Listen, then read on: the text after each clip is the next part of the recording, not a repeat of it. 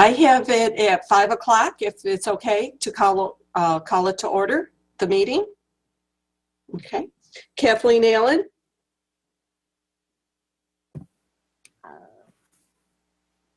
Here. Tom Chapa. Here. Heather Del Conte. Here. Pamela Dowd. Here. Lisa Glidden. Here. James McKenzie. Here. Linda Serino. Here. Zeta Olson.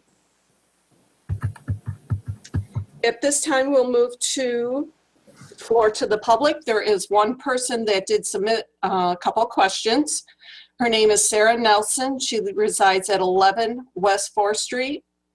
Her first question is, since semi-volatile organic compounds were detected in the soils, will there be any indoor air or sub-slab vapor samples collected inside Layton? 2, were the incoming soils for the new football field tested for contamination, and will any new incoming soils, such as backfill, be tested for contamination? 3, will any monitoring of wells be installed outside? 4, when the contaminated soils are removed, will there be dust suppression methods in place? 5, since there are elevated levels of mercury, will the waste be classified as hazardous? Either the board or the superintendent will get back to this person. Next is the Board of Education. That the Board of Education review and approve the second and final reading of the board policies listed below, and that these policies were placed on the December 1st, 2020 Board of Education meeting agenda for the first reading and approved to set forward. Could I have a motion? I move it. Second? I'll second. Any questions? All in favor? Aye. Opposed? Next on the agenda is the superintendent's report with Dr. Kelvin. Thank you so much, Karen. Good evening, board. Good to see everybody back again tonight. We do have a number of things that we'd like to certainly share with you tonight. But before we get started with some of the business portions, I certainly would like to start by just highlighting some of the great things that are happening with our students. Just this past week, we had a really fantastic art show. Mrs. Miller and Mrs. Van Kampen presented their students' artwork virtually during the show, and what a fantastic showing it was. I want to thank those two teachers and also thank our students for their hard work and efforts.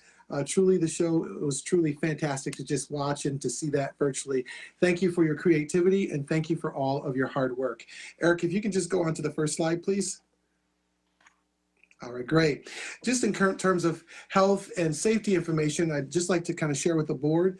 As you all are aware, we are currently in remote learning until January 14th. And really that's in response to some of the concerns that we were having around the pandemic. Even though we are in remote learning right now, please know that we are still planning for our students in terms of moving forward. We currently have a team that is really coming together now around the middle school, and then the high school will be next. Our goal was to get our middle schoolers all back by January. I'm not sure how that's going to go. It really depends on the pandemic. However, shortly thereafter, our goal is to kind of have everybody back in. And again, board will keep you in the loop and our parents in the loop. By the way, the team that is planning will consist of teachers, administrators, parents, community members, and also we have a couple of students that also are helping with the whole planning process. The goal is to return everyone as quickly as we can and as safely as we can. We also want you to know, board, that tonight that we are working on yellow zone planning still. Every week something changes. One day we think we got a plan, but the governor comes out, and he was just out again yesterday with new information around zoning. A week before that, we have new metrics around what's going to be considered a red zone and an orange zone and how you should respond. So it's just a really busy time. As information comes out, we're taking it in and we're planning for it. Our goal is not to be reactive if we become quantified as a yellow zone or orange zone or a red zone, but to be very proactive. And so what we're doing right now is we're continuing our work with Oswego Health, and also we are now working with Upstate Hospital, looking at variety of tests and the costs that are involved with those tests if we become a yellow zone district. And then also, we're looking at, right now, we're putting together protocols around how we will survey our parents for those who are ready to be tested, the testing protocols in terms of where people will go and how the test will be done and how information will be provided to the health department. And then also, how do we continue to provide information to our public when we have COVID-19 exposures. So there is more information that will be forthcoming. By our next board meeting, we will have all the information together and we will be sharing that with the public as well. We also want to let the board know that we have a temporary hold right now on our athletics program. So not only is our district experiencing some concerns around COVID-19, but a number of other districts who happen to be in our section are also experiencing closures because of the COVID-19 pandemic. However, what we are looking to do right now is make sure that we can get our kids caught up as soon as we can if we're able to. So our AD is working with a number of other ADs in our section, and they're working on rescheduling contests and making sure that kids can get in their 6 practices and get in the season just in a revised way. We are seeing a number of districts in our region, outside of our region, who have actually gone into remote learning only, at least until after a week or so after the holidays. And a number are grappling with how do we still make our programs come alive for our students. So we're all working together to figure out how we can still bring this to fruition for our kids. So I just wanted to share that with the board and with the public. Any questions on that at all, board, before I move on this evening? Okay, go ahead, Eric. All right, just in terms of capital improvements, just wanted to share with the board what's happening at the elementary schools. All of our work has been completed. We are now in the process where we are turning over documents that are ready to be submitted to state ed. Allowance deduct change orders have also been issued at the middle school. We have already started, we've been finishing work on pipe installation, and then also installation of controls for equipment was done recently. We corrected condensate piping for exhaust flues, and we installed outdoor air dampers as well at the middle school. At Layton Elementary, drywall window returns at the locker rooms were completed. Slate sills will be done next week. Room signage has been completed. Door thresholds at various door locations completed. The wood benches in the locker room has now been put into place. The toilet partitions and referee rooms also have been put into place. Door handles at classrooms completed, and then work on the AD office, including electrical run-ins, was completed as of last week. At the high school, the acoustical wall panels at the band rooms were worked on, and I'll show you some pictures of those in just a moment. More flooring and corridors has been completed. The remaining ceramic wall tiles will be worked on next week. We've been removing exterior curtain wall at the front entrance and installing new curtain wall, which will be done this week. And then epoxy flooring in the locker rooms were worked on. Door hardware also installed. We've been doing some painting at the high school, and some finishing of pipe installation for the chiller and mechanical room has also occurred. We've completed all the fire alarm items, which is really great, and then installed new electrical work for the media center with a data rack into the emergency power system. At the stadium, roofing and siding at the team locker rooms was worked on throughout last week and continue to be worked on. Insulation and drywall and painting in the mezzanine areas has been completed. Gas service was turned on just as a recent. And then the startup of makeup air units were also worked on. And we've pulled wires from inside the buildings and installed lights under the bleachers. And we've also installed data racks in buildings and press boxes. So lots of work happening in terms of capital improvements. Last week, we had 2 of our board members who were out. Pam and Lisa were out to view the sites. And board, certainly if there are others who'd like to come at other times, certainly just let us know, and we'll make sure that we make an opportunity available for board members to come and view the capital improvement project. Okay, if you want to go to the pictures, Eric. So here's just some pictures. The first one is a picture of a frame, some framing work that's going on in the band room in the high school. You can see where the doors have kind of been pulled out. Now they're getting ready to pull new doors in. This is some of the practice rooms in the band room area and windows, the windows that have been put in. And where you see the brick outside, you see some windows up there. Those are newer windows that have been put in as well as a part of the capital improvement project. Go ahead, Eric. Here's the main framing there at the doors when you come into the high school. So that whole area that was there has been pulled down.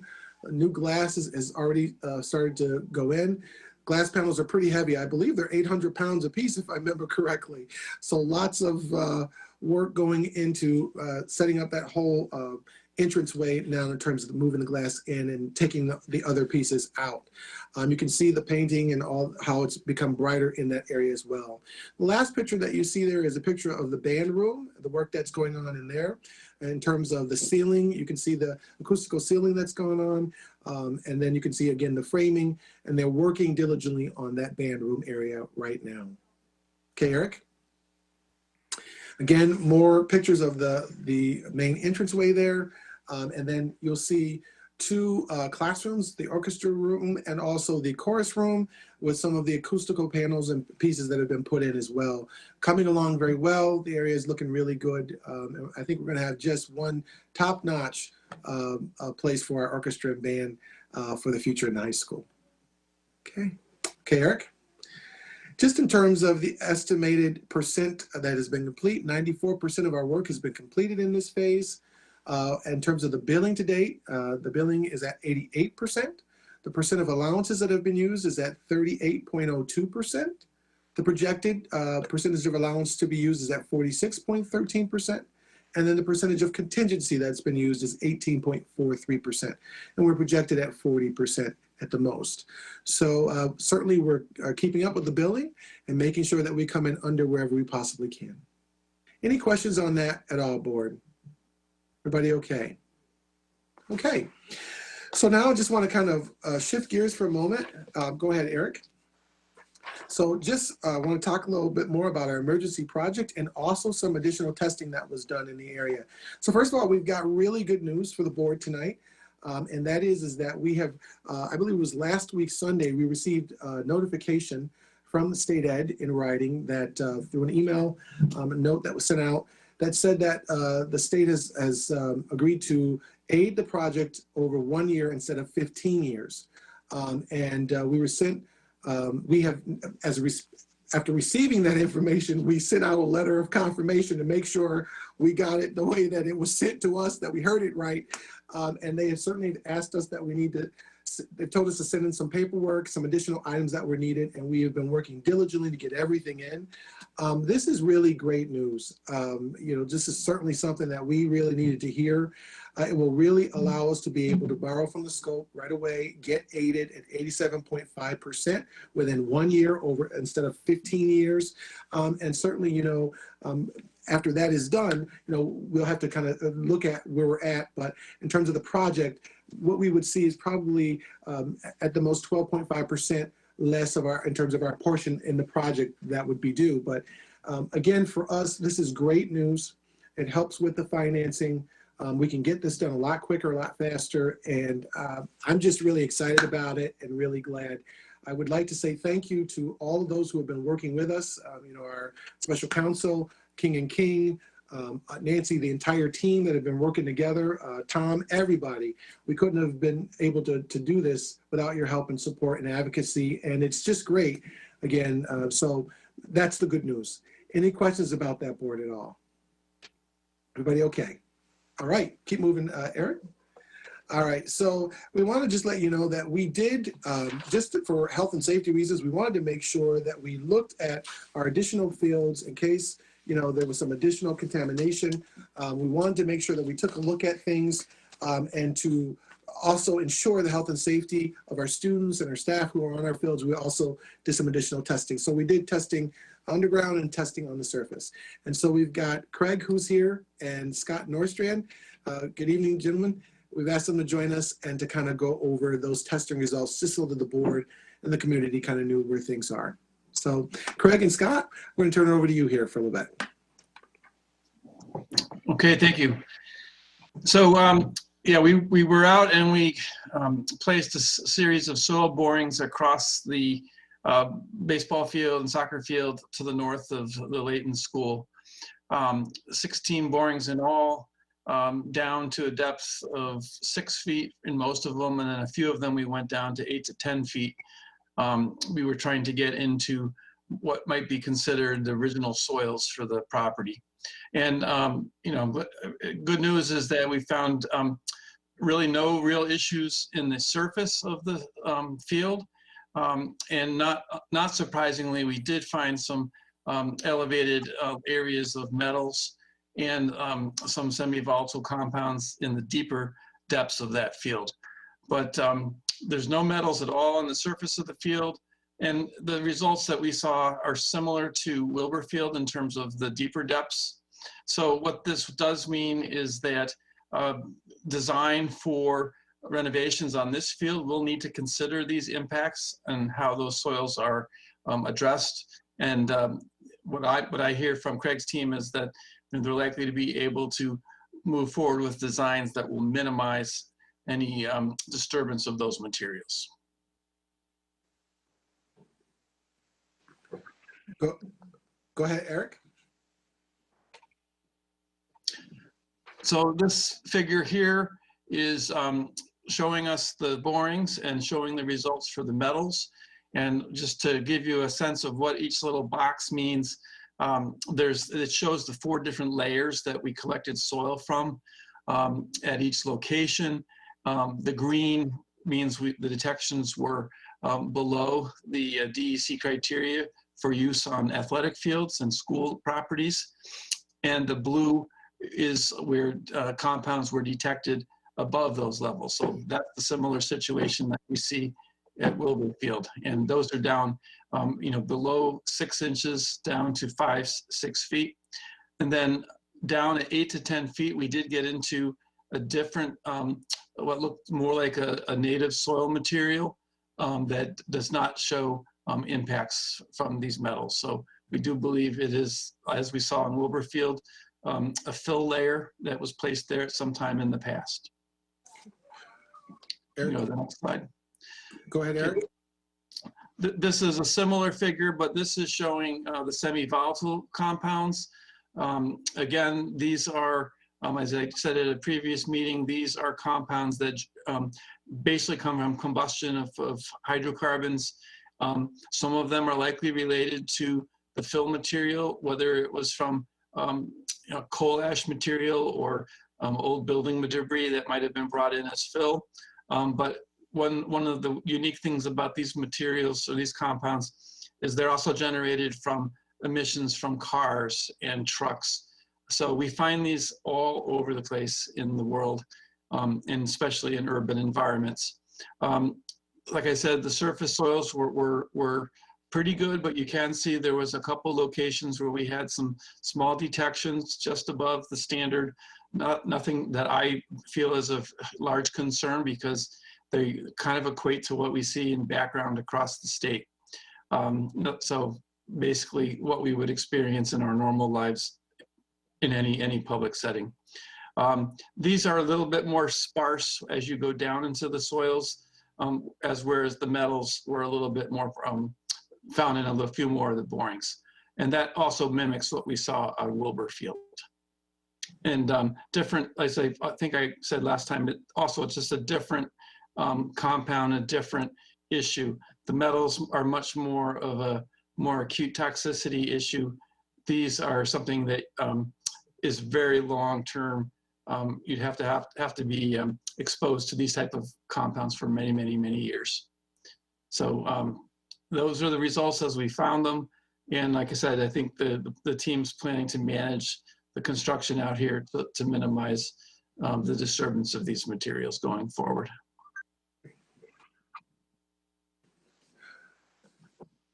Okay, so I'll take over the timeline discussion. So right now we are currently working on the redesign documents, the documents that we're going to be submitting to New York State Ed, and they've assured us of an expedited approval, especially being a state emergency, and that will be submitted early to mid-January. We're pushing on that as hard as we can.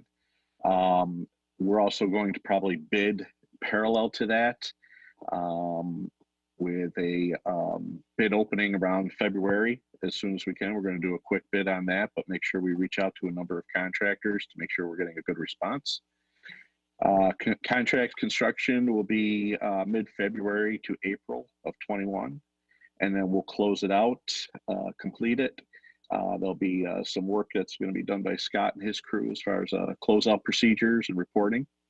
We'll do final cost reports on the economical side in May, and we presume that we will get our aid back on 2022, which is a great thing. I know Dr. Calvin emphasized that, but I can't say enough how, we were originally considering this to be a 5.6 million at not to exceed value impact on our 63.1. And based on this results, it may be more $700,000 to $750,000 impact. So it's something that we'll be able to manage a lot better without reduction or modification of the scope that the community approved. So it's really something to celebrate. And we're very thankful to SED for coming along and supporting us in this endeavor. Great. Board, any questions at all for Craig or for Scott? Oh, I see three. I see Tom, then Jim and Pam. Go for it. I don't know if you guys were in on the meeting when we had that question from the public that we read early on, number of questions regarding the sites and handling it. And if by any chance she's listening, but all for other members of the public, if you could address those issues. Do you have the questions there, Craig? Let me see if I can grab those real quick. But if you have them handy, feel free to ask them one by one, or we can just go through them if you'd like. Nancy, do you have your copy of those questions? Okay. You know what? Let me Karen, do a quick search.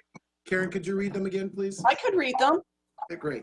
One at a time for them. Okay, the first one is, since semi-volatile organic compounds were detected in the soils, will there be any indoor air or sub-slab vapor samples collected inside Layton?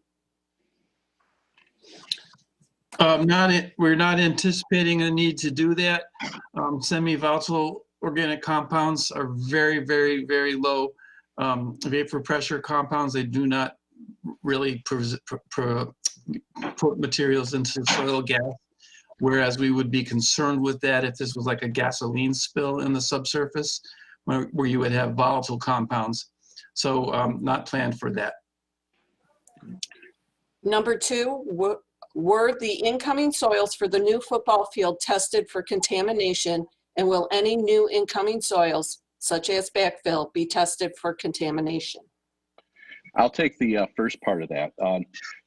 The incoming soils for the new football field were primarily like a stone material that was used to improve drainage and things, and that was taken from a quarry, and it's basically what we would consider professionally in the field that it's a virgin type material. So the blanket answer is no, we did not test those because those materials would not have prompted us to need to test that.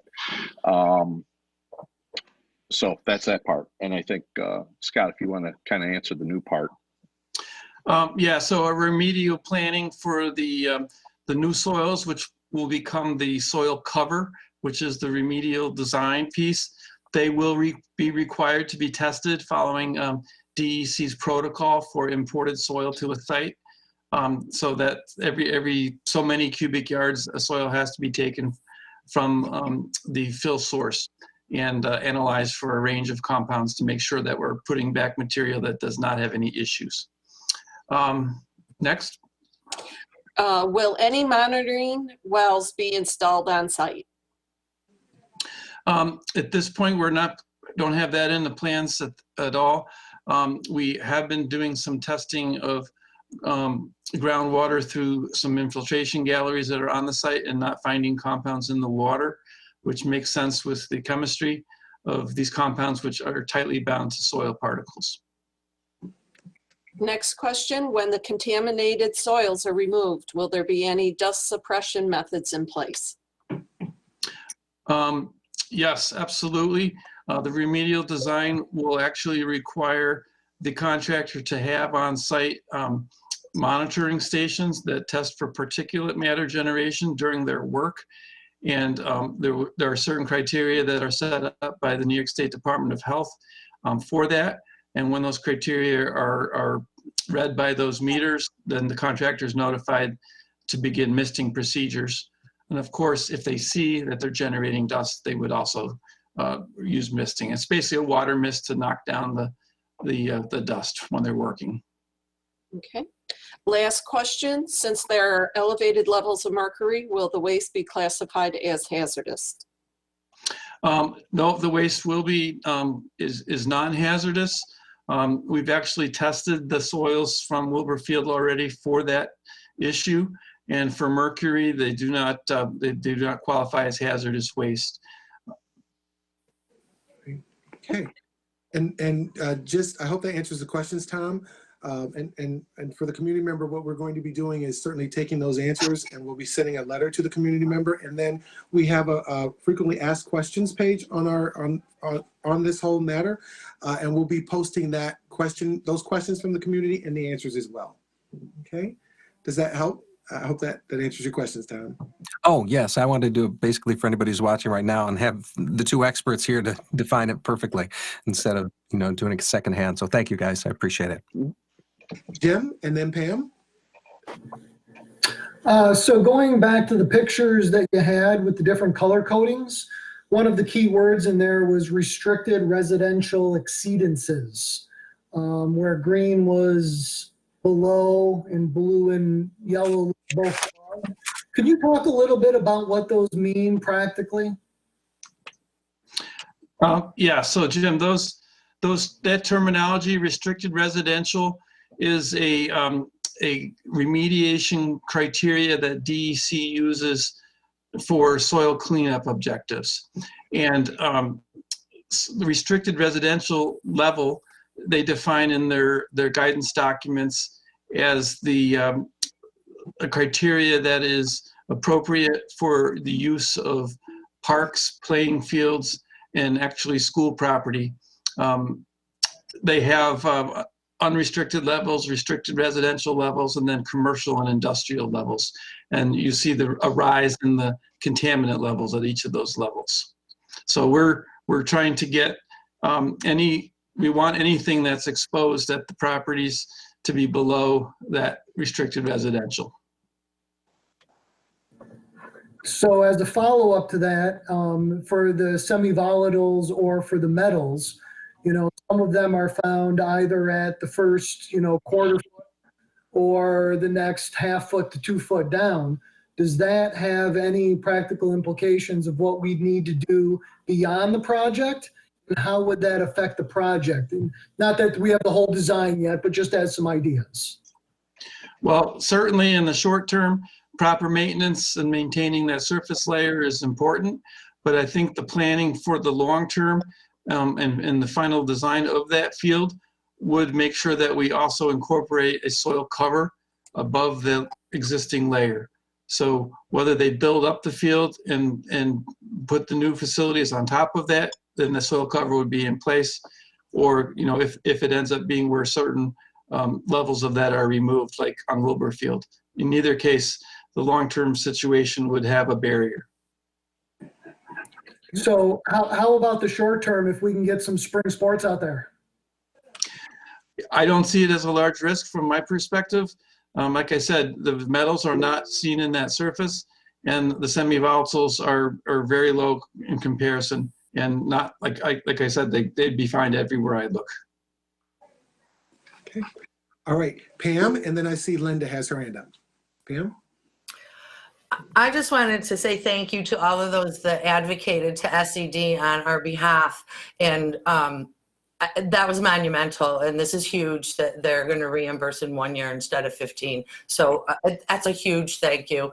I know you put a lot of time and effort into it, and we all certainly appreciate it. And thank you, SED. Mm-hmm. Great. Linda? Linda, you'd have to unmute yourself there. Not sure. Okay. Linda, maybe if you want to send your question in the chat, maybe we can get it that way. Are there any others who might have questions besides Linda there? I see she took her hand off there. Oh, there she I forgot to take my mic off. I'm sorry. No problem. I wanted to know if that's added cost bringing in topsoil and this next field, or is that part of the money we have allocated? That is part of the money we have allocated. That was part of that project budget that we put together. Okay, thanks, Greg. Mhm. Okay, are there any other questions, board, for Craig or Scott? All right, well, I want to thank Craig and Scott. Thank you again for your time and all your assistance. Look forward to seeing you gentlemen pretty soon. We'll see you on Friday. Thank you. Have a nice holiday, guys. Thanks, you too. Yes, happy holidays, everybody. Okay. All right, board. According to our budget calendar, at this meeting, we're supposed to certainly provide for the board several parts of our budget, and tonight we are prepared to do so. And so we wanted to spend a little time certainly looking at the administrative budget, some of what we're hearing in terms of aid from the legislature and across the state, and then we wanted to be sure that we provided information around the capital portion of the budget per the budget calendar. So I think we'll get going here. Eric, go right ahead. So tonight we have 3 pieces of information. Specifically, we'll talk about, again, updates on state aid, administrative budget, and then the capital budget information. Go ahead, Eric. Go again. All right. So I think we'll first start with the administrative budget component. And just so the board knows, tonight what we're just going to do is share a little bit in terms of assumptions. At our next board meeting, we're actually going to come back and look at the administrative budget and bring in dollars for the board to see exactly what these amounts would be. We just kind of wanted to go over some of the things that we're looking at in terms of assumptions as we kind of move forward. Again, next presentation, we'll be bringing back more information. Okay, there we go. All right, so in terms of the Board of Education, in terms of assumptions, what we've put into the budget right now, what we're thinking about is maybe 2 new board member training sessions. Certainly we're not sure, and the board can let us know at a later date what their thoughts are, but we thought that maybe there may be 2 at least training sessions for new board members. In terms of the district clerk, in terms of assumptions, all we have thought about at this time is just the general salary increase. And certainly all of the salaries that we talk about today, many of them we're in the process right now of contract negotiations. So we have some things that we'll have to solidify as we kind of move forward. With respect to district meeting, our thought is that we would just keep that remaining flat. The chief school administrator salary increase is to be determined. Business administrator, the assumptions that will just include the salary increase that per the contract. The auditing, so we have to do a new RFP for internal and external auditing. So we'll have to kind of figure out in terms of cost what that will come in at. And then with respect to the treasurer position, this is a new person coming in. So that salary will certainly be included in terms of with respect to an assumption. The tax collector, we know that we have some costs for software and tax rolls, and that certainly will be in the budget. And then in terms of purchasing, salary increases are pretty much what's there in terms of purchasing. Okay. Go ahead to the next one, Eric. With respect to the fiscal agent, we're planning right now for a 3% increase. And then in terms of legal, that is to be determined. We'll have to talk with the board in terms of moving forward with respect to legal cost, how we want to move forward with that. With personnel, we have a meeting a week of the 14th. So we need to kind of think through the personnel piece. Heidi and Nancy are sitting and working through that piece as we speak. Records management, there are no planned projects, so pretty much that would be flat. Security, the increases basically are for training for staff and just salary increases. Central storeroom would be just cost of postage, and we're going to be doing some projections on that. The central mailing and also central printing is just for salary, just for the people who work in those areas. Go ahead, Eric. All right. In terms of central data processing, we have a meeting scheduled. A meeting just actually occurred on the 11th, so we'll bring back that cost at the next meeting. And then school association dues, right now what we're thinking is just staying flat in that area, not raising in that zone. The assessments on school properties, we're planning for about a 5% increase. It's all based on assessments and information that we're hearing right now. In terms of BOCES administrative costs, that is to be determined. We're working now with the BOCES to solidify what we might need in place for the next year. For curriculum and development, supervision of special programs, and supervision of regular schools. Those are all just salary increases. And again, many of these are contingent upon what happens with some of the negotiations that are going on. We have 4 different units right now that we're negotiating with. And then in terms of in-service training, we're looking for that to just remain flat for the year. And board, again, as I said, what we are doing right now is putting numbers to these, and at our next meeting, we'll be back with actual numbers for each of these areas. Go ahead, Eric. Any questions about what we just talked about in terms of assumptions and in terms of areas that we're looking at? Lisa, go right ahead, please. I have a question about the assessments on school property. Mhm. Does that mean that the school district is paying some kind of property tax? Nancy, you want to go ahead and answer that? You can take yourself. No, Lisa. So the assessments are if we have a judgment or a reduction of taxes through some kind of legal proceeding, then we actually have to pay for it or adjust it out of our budget. Oh, okay, thanks, got it. Other questions on assumptions, board, in terms of the administrative piece? Okay, again, at our next meeting, we'll come back with actual dollar amounts. Kathleen, I'm sorry, did you have a question? Yeah, I just have a question on some of these things. The chief school administrator, that's your position? Yes, it is. Mhm. Okay. And I don't know if you know the history of some of these, but like the treasurer new position, can you explain why that's being called a new position? Sure, go ahead. I believe we were combining some of the salaries and go ahead, Nancy. If you wanna- Yeah, that's correct, Dr. Calvin. So we only put it in as a new position because we are combining the stipend that the previous treasurer was getting with his other account clerk position and making a true treasurer position, which is reportable directly to the board and has a level of expertise in that position, which was recommended to us by our external auditor. Heidi, do you want to? Okay. Oh, sorry, Kathleen. I was just going to say, I agree with Nancy. It's just listed out separately as a new position, just to make sure that you all recall that we made that change a little bit ago. We're still in the search process. Okay. I mean, and the stipend that goes along with that, I mean, for years we were asking that stipend to be increased for the person that just retired, and that had remained at the same level for a very long time, even though it was asked to be increased because it hadn't been increased in years. The district clerk salary increase, we doubled that in the last budget, correct?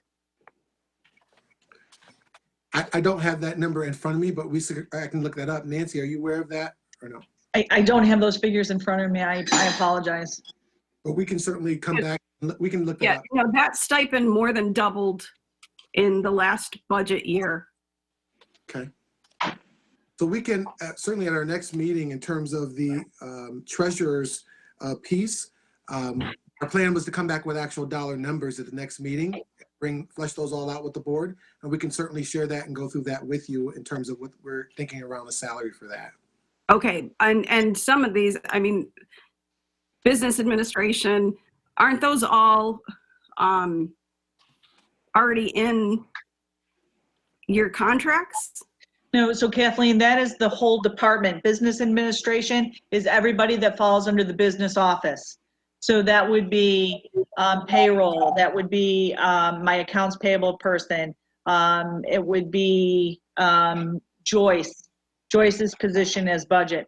So that all falls under business administration. Then isn't that all covered in CSEA? Aren't those CSEA positions? Yes, they are. Yes, but they're covered under my budget. So that's my piece of a budget. So where you have certain, and these are called functions, the areas are functions, where you have certain functions, the positions fall under those functions. So for example, under Heidi's budget, which is personnel, she has 2 CSEA, her support staff fall under that budget. So they're not pulled out separately. Right. I Excuse me. think what Kathleen was asking is, just to clarify, math is, I think you're just setting a framework as to what we're looking at, but you said Yes. it is contingent on contract negotiations, which would include Correct. all those entities. Yes. So that's why there's no numbers attached. I'm confused as to how you would have numbers attached if we haven't completed negotiations by then. And so that's a little confusing, I think, for everybody. Sure. Go ahead, Nancy. Oh, I'm sorry. I apologize. Right. So as we are working together in terms of negotiations, we'll certainly give you a range. We have different percentages that we are calculating what that amount actually might be, but it all is dependent upon what happens again at the negotiations. Thank you for the clarification, Heather. I appreciate it. Did I answer your question, Heather, or your concern? I'm actually more concerned that Kathleen got her question answered. Is that clarify it, Kathleen, or not? Yes, thank you. Great. Okay. All right. Jim had a question. Go ahead. Just a real quick follow-up on the other aspect of what Kathleen was talking about.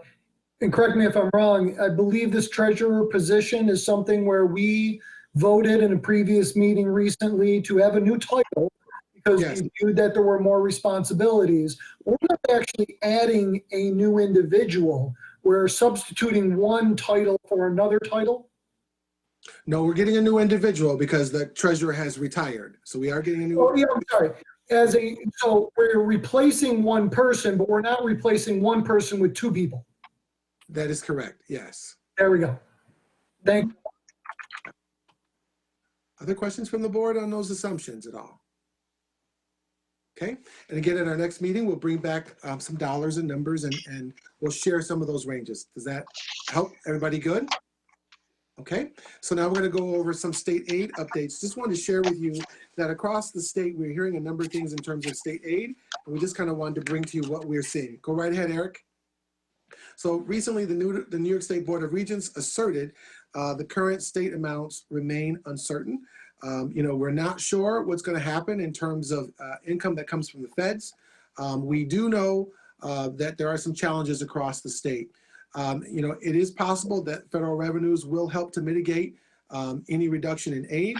But again, it is an uncertain time as we are now shifting some things at the federal level and also some things will hopefully be occurring at the state level. Go right ahead, please, Eric. In terms of budget reductions, there's been some new updates in terms of the Federal CARES Act. Nancy, you want to talk a little bit about those, please? Sure. If you recall, in the budget for the current year, we did have a budget reduction from the state that was backfilled in our budget by the Federal CARES Act or a pandemic adjustment. The federal money was allocated to districts based on the Title I formula for students in poverty. But what happened was it was included in our budget, but initially there was no guidance from the state. So what we didn't know when we created the budget was that we had to share some of that with our non-public schools. And the Federal CARES Act didn't make districts whole if they had students in non-public schools. So we just had to redistribute what we had to them. Districts had to provide equitable services to students and teachers in non-public schools. So there was a little hole from sharing the pandemic adjustment with those schools. Next slide. So I think you missed some. Nope. I got it. Right. So the governor closed schools in March by executive order. On May 1st, he announced that schools would be closed for the remainder of the year. Because there was a chance that schools could reopen between that period of time, March to May, districts had to keep their transportation staff on standby in the event that they reopened, which means we were still paying all salaries during that period of time, even though they weren't transporting students. So districts were required to provide remote instruction as well as continue to feed all students. We did not use the buses last year to drive meals to our students, but we did keep drivers on standby. Next slide. So some schools implemented these requirements by using school buses to deliver the meals, homework packets, Wi-Fi and Wi-Fi access. However, Ed Law doesn't provide that we can do that and get aided for transportation for those. We can only get aided on transportation for transporting students, not meals, not homework, or anything else. So that's where we stand right now. Next slide. Before you go there, just to share, there has been a lot of advocacy, however, where districts across the state have been pushing back on that because it wasn't clear, and districts did a number of things on buses. You know, they delivered food last year, they took lessons or materials out to folks, out to kids, and then districts also even used some of their buses, had remote hotspots on the buses. So there's a lot of things that did happen, and so there is a lot of pushback and advocacy that's happening. Okay, go ahead, Nancy. So as Dr. Calvin had said, the advocacy continues on the state level. They're still looking to see if we can get aided on transportation, on those costs for transportation aid for last year. There has been no decision yet, however, which also brings us to the current year. This current year, we are transporting, we do have some bus runs which are transporting students. We are using our buses to deliver food to students' homes. So if it continues to where that will be non-aidable, we will have some non-aidable costs in the current year as well. Next slide. So in terms of other state aid reductions. Nancy, I don't mean to interrupt you. Go ahead. Be working. I just wanted to clarify.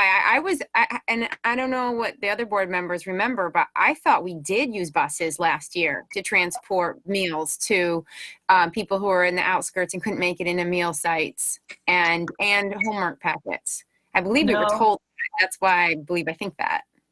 Oh, I apologize if that's what what was said. But we did not use our buses for those purposes.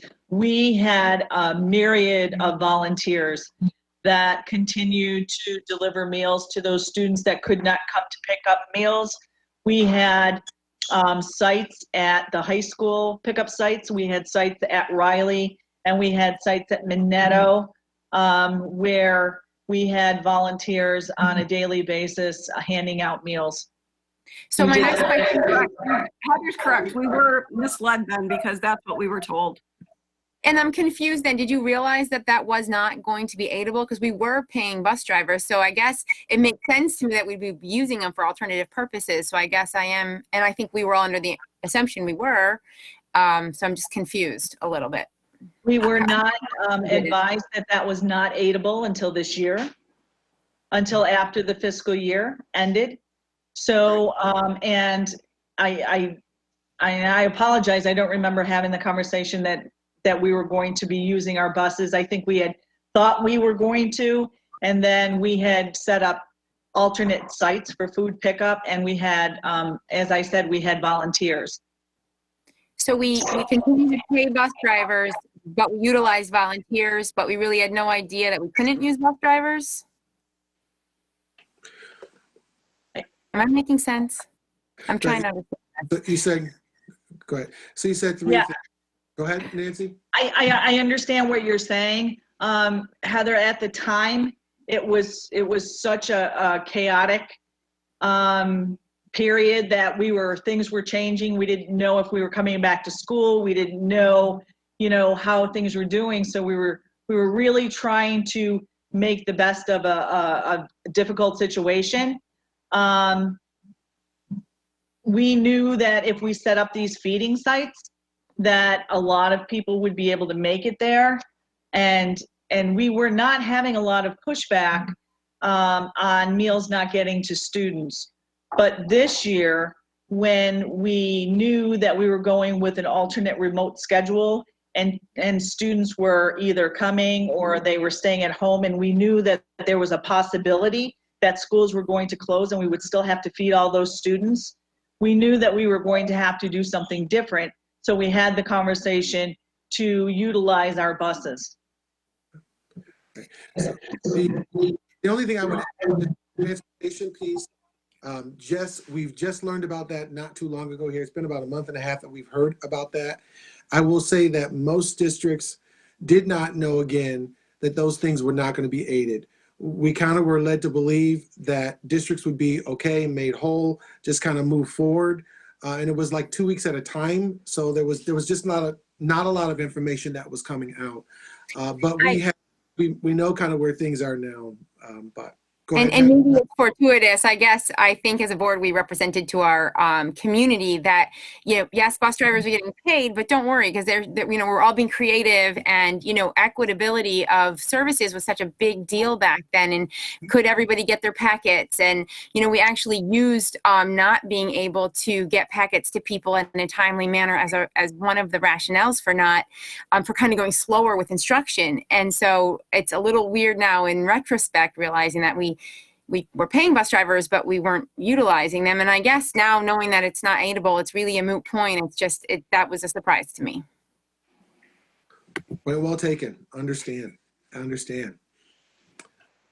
Okay.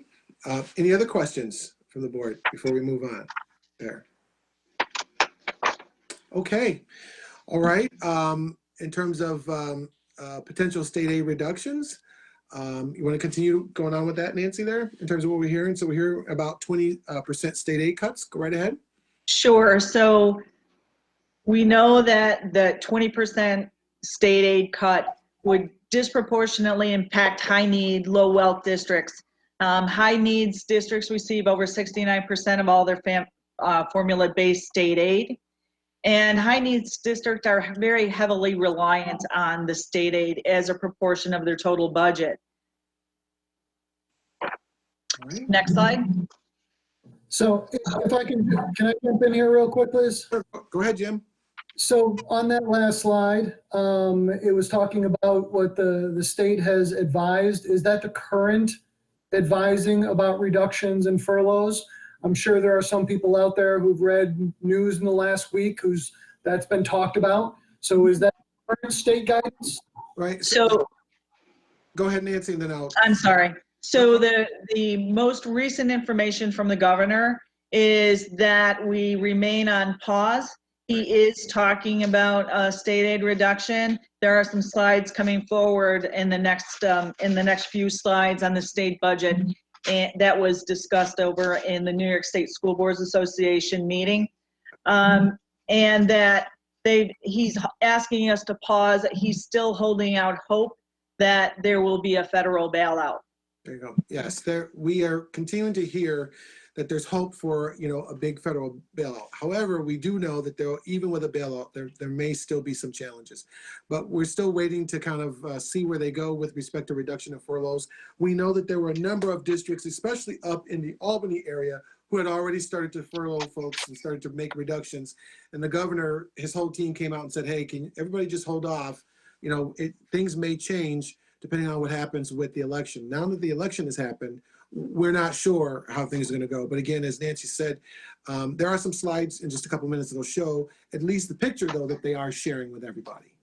Okay. Glad. Yeah, thank you for clarifying that, because if people were just looking at the news, it wasn't a pretty picture. So I'm glad that there's still that pause there so we can still think about this. So thank you for clarifying that. Yes. Okay. So, what we're again hearing is that, there's no way to prevent, massive pain for reductions in state aid for districts. But at the same time, we're hearing that the outlook is going to be challenging as we kind of move forward. And it's kind of like a to be continued kind of situation there, basically. Nancy, you want to go over a little bit about the state budget? There's a slide there with some graphs. Go ahead. Sure. So this slide just shows if a 20% reduction in state aid is untenable across the board, no matter where you fall in your combined wealth. So if lower wealth or higher wealth districts were to be held harmless, it would just spread the pain to other districts. So the slide says adjusting for wealth is problematic if some districts receive less than a 20% reduction based on need. Then other districts, including those who are average wealth, would have to see a reduction far greater than 20%. So that's what this slide shows, as well as 45% of districts would not receive a single dollar of state aid if they push through that formula. So the pain would be spread throughout. The next slide. So there are certain components of the governor's budget. The biggest part of his revenue stream is the general fund tax receipts. There are also license and fees, lottery gaming receipts, dedicated tax receipts, and healthcare receipts. All of these are down in the in terms of revenue in the state budget, which is going to be evident in this next slide. So this is the projected state revenue shortfall for fiscal year 2021, 22, 23, and 24. This is showing you that it is not just a one-year problem. It is a problem that is extending in future years.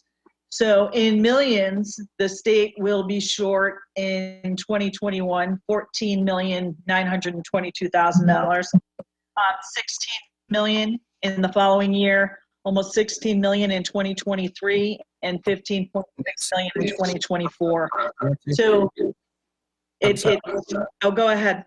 I'm sorry, I just want to say those are billions and not millions. Oh, billions. I'm sorry, billions. Billions, but that's 14 billion, 16 billion, 15 billion shortfalls. So just to keep it in perspective, because I watched the seminar the other day. Tom, you're right. Because I saw that if we see the millions up top, some people think that. So thank you. Thank you. So it's a huge problem that we're going to see not only in the current year, but in subsequent years. Next slide. So this slide is showing that if there is a 20% reduction in state aid, we will be lower than the state aid that was given to school districts since 1940. So it's going to be a huge decrease in our state aid without any fix in our formula for state aid allocations. And the next slide. So there are some New York State legislative priorities that the New York State School Board is trying to get through on our behalf. One is the transportation aid. They're continuing their fight to get us fully funded for transportation aid, not only from last year, but also for this year. They're looking at the federal funding stimulus package. They're talking about the digital divide. This is for students who do not have the ability to have Wi-Fi. So they're advocating for that, especially during this pandemic when we've gone to one-to-one devices. They're talking about budget flexibility, increasing possibly the fund balance limit.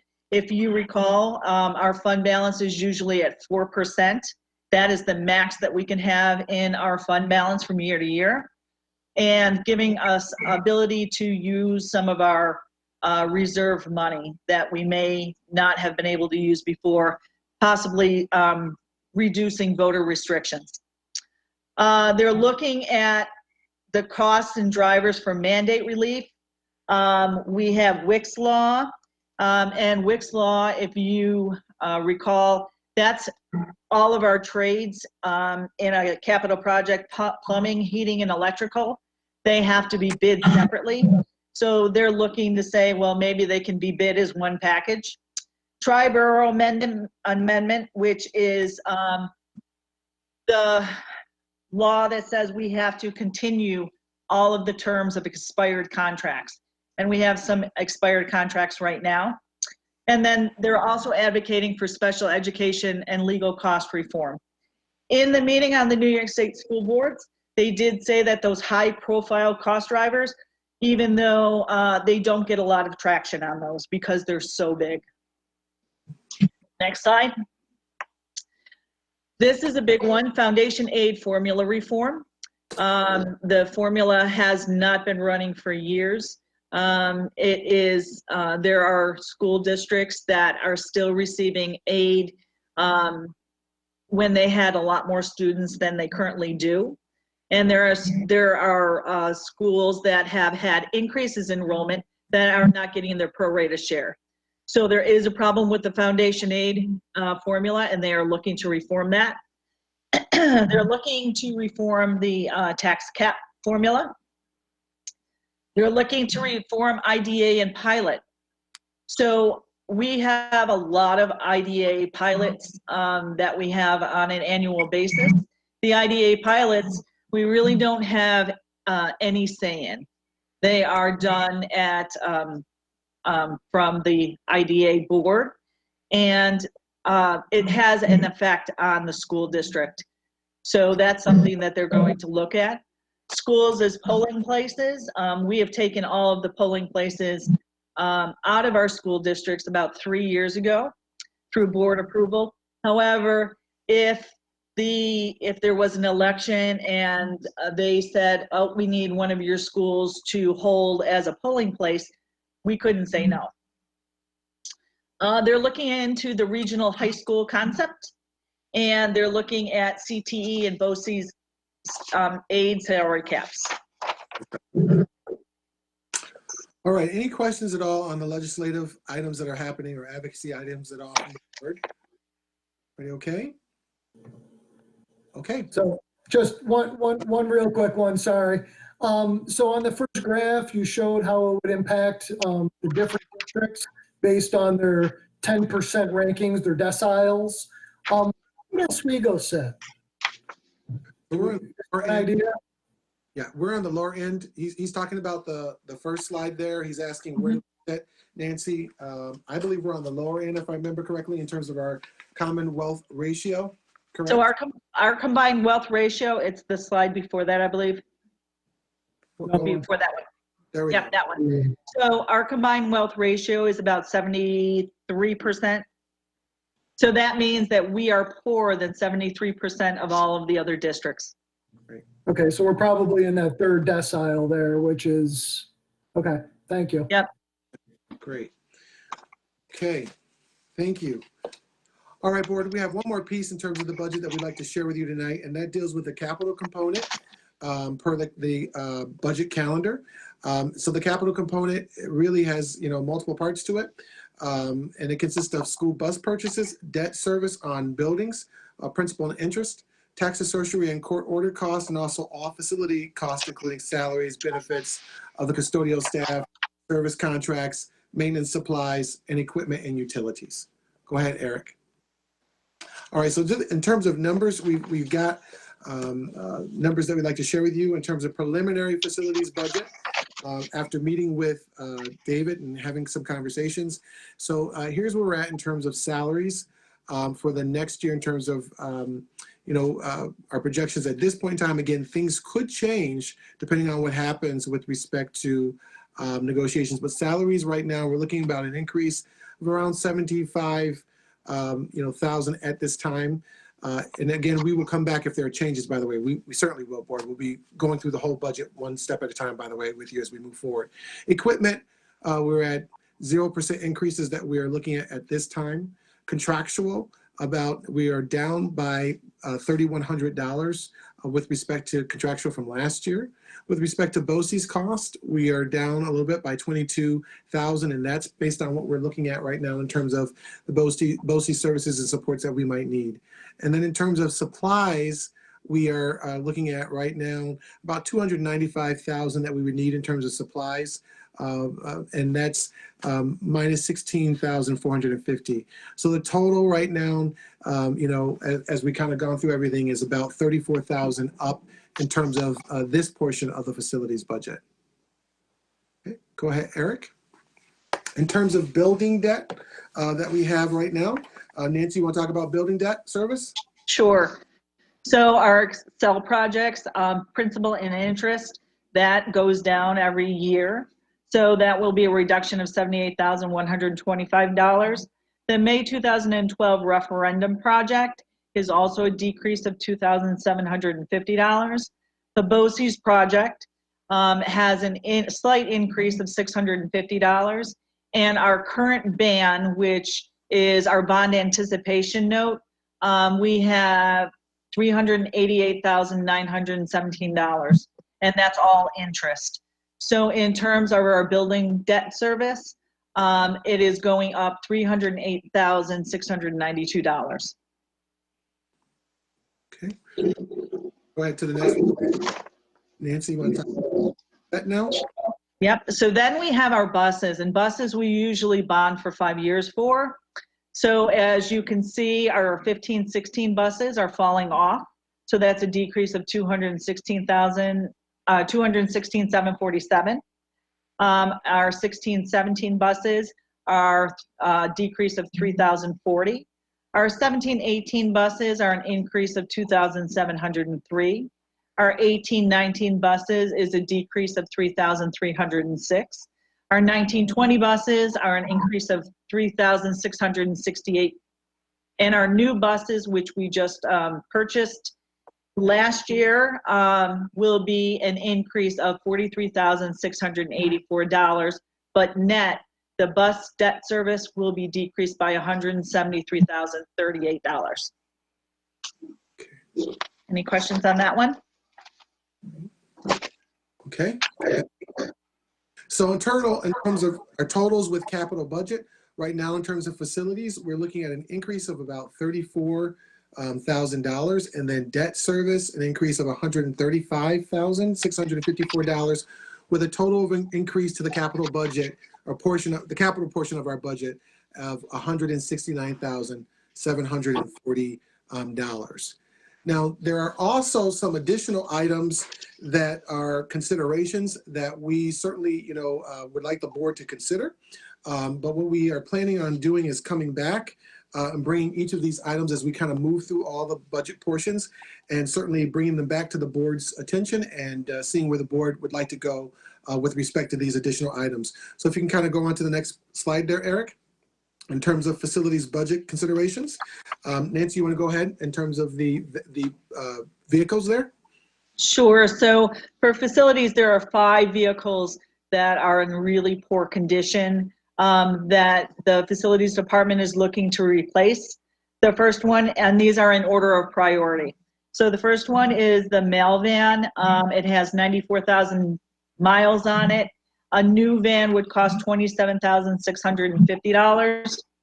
The second one is a district maintenance van, has 91,000 miles on it. To replace that would be $31,585. The next one is a 2007 HVAC van, and that one has 52,000 miles on it. Replacement cost $34,402. District maintenance van, this is for our electrician, and it has 65,000 miles on it at a new cost of $35,460. And the district grounds truck, which has 44,000 miles on it, the replacement cost would be $39,470. Okay. Go ahead, Eric. And then, some of the things that we've talked about recently, one is the FTE for an electrician. Since the retirement of the long-term employee, we no longer have, anyone that's qualified to do large electrical repairs. We do need an electrician. So, you can see the price there at $52,800 in terms of the salaries there and all the pieces that would be needed. And then we also shared with you recently about the needs for an additional ground worker. And that worker's support certainly would be needed to support the stadium and all of the maintenance and needs there, in addition to doing seasonal work that involves plowing and salting, and also supporting other special events. The cost for that ground worker is about $39,120. So with all of those items that we just shared with you, those additional considerations, our plan is to bring those back to the board, kind of like a menu of options, and to touch base with the board to see if you are in agreement or not in agreement as we kind of move forward with those additional considerations. Any questions around those considerations at all to think through? All right. Okay. So we're all set. Anything else from the board around the budget? And if not, then we'll move forward. Okay, thank you, Nancy. All right, so board, at our last meeting, we did have a request to just talk about our instructional program and how things are going and where we're at right now in the year. And so I have a number of people, I have a couple people on with us. So Carrie and Mary Beth Fierro, Ms. Sullivan are on, and Mrs. Carter are on to share a little bit about what's happening with our instructional program. So I'm going to turn it over to them now. Go right ahead, please. Good evening, board. First, I just want to thank our exceptional faculty, staff, and administrative teams who are working night and day to provide the best possible educational opportunity for our students, given the current challenges of what we're all facing. And second, Carrie and I invited a few folks, as Dr. Calvin just mentioned. We have Lisa Carter, our Director of Special Education, Jenny Sullivan, who is our principal at Minetto, and Mary Beth Fierro, who is our middle school principal. And we want to thank them for the time they gave us in helping us to prepare the presentation tonight. We know how incredibly busy you are, and they were very generous with their time. So they're each going to take various pieces of our instructional update, and we're happy to share this information with you all tonight. Eric, if you can go ahead and next slide, thanks. Thanks, Heidi. Happy Tuesday, everyone. Can you hear me okay? Heidi, can you just give me a thumbs up if you can? Okay, all right. So we wanted to talk a little bit about the instructional program that's going on K-12. And as you all know, we're on a current pause. But leading up to the pause, we had a variety of things going on. We had students coming in person in the elementary school, some students who were pure virtual as well. In the secondary schools, middle school and high school, the only students that were coming in person were our 12-to-1 special education students and our ELL/ENL learners. And they were all coming into the high school for in-person instruction. The 12-to-1 students came in Monday, Tuesday, Thursday, and Friday. And the ENL students came in either Monday, Tuesday, or came in Thursday, Friday. And of course, everyone is on a pause right now. The good news is that the amount of work that our teachers have been putting in, whether they are giving in-person instruction, whether they're offering full virtual, or it's a combination of, is really unbelievable. You'll see a combination of the synchronous and asynchronous. So synchronous is when the teachers are on the screen live presenting to the kids. Asynchronous is when they have either pre-recorded something or put something up for the students to access, whether it be on a Wednesday or on the days that they don't come into the building. Google has a lot of new features that, thanks to our wonderful tech department and all of our teachers that are sharing with each other, Google has many new features that the teachers are using regularly, such as polls for a quick formative assessment or just ongoing assessments in the classroom. And then another new feature that Google Classroom has is the breakout rooms. So the teachers, when they're working with large groups, can break out and put students into groups like 4 or 5, and they can work together in small groups and the teachers can visit them. So a lot of progress since we've started. Eric, I think I'm the next slide too.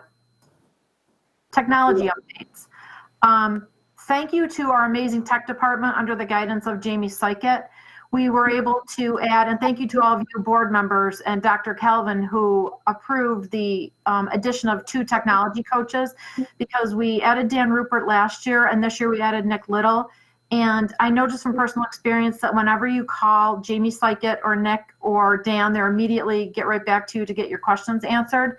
They also set up a hotline, 341-2051, for parents to call, and that number we have been getting out to parents more regularly. The good news is that we have Chromebooks and or hotspots in the hands of 99.9% of the students out in the district. And we have set up a process so that when we need a Chromebook, we contact the tech department and they get the Chromebook either right out to the parents, or we set up a time for the parents to pick them up. Or if we need to, we include one of our counselors or social workers or even our teachers to get those out to the parents that don't have technology. The tech department has also set up a virtual learning website. So if you go to oswego.org on the main page and you just click underneath where it says COVID-19 and then go over to the right-hand side, when you first get into the COVID-19 section, you'll see all of the virtual learning resources that are available as well that the tech department set up.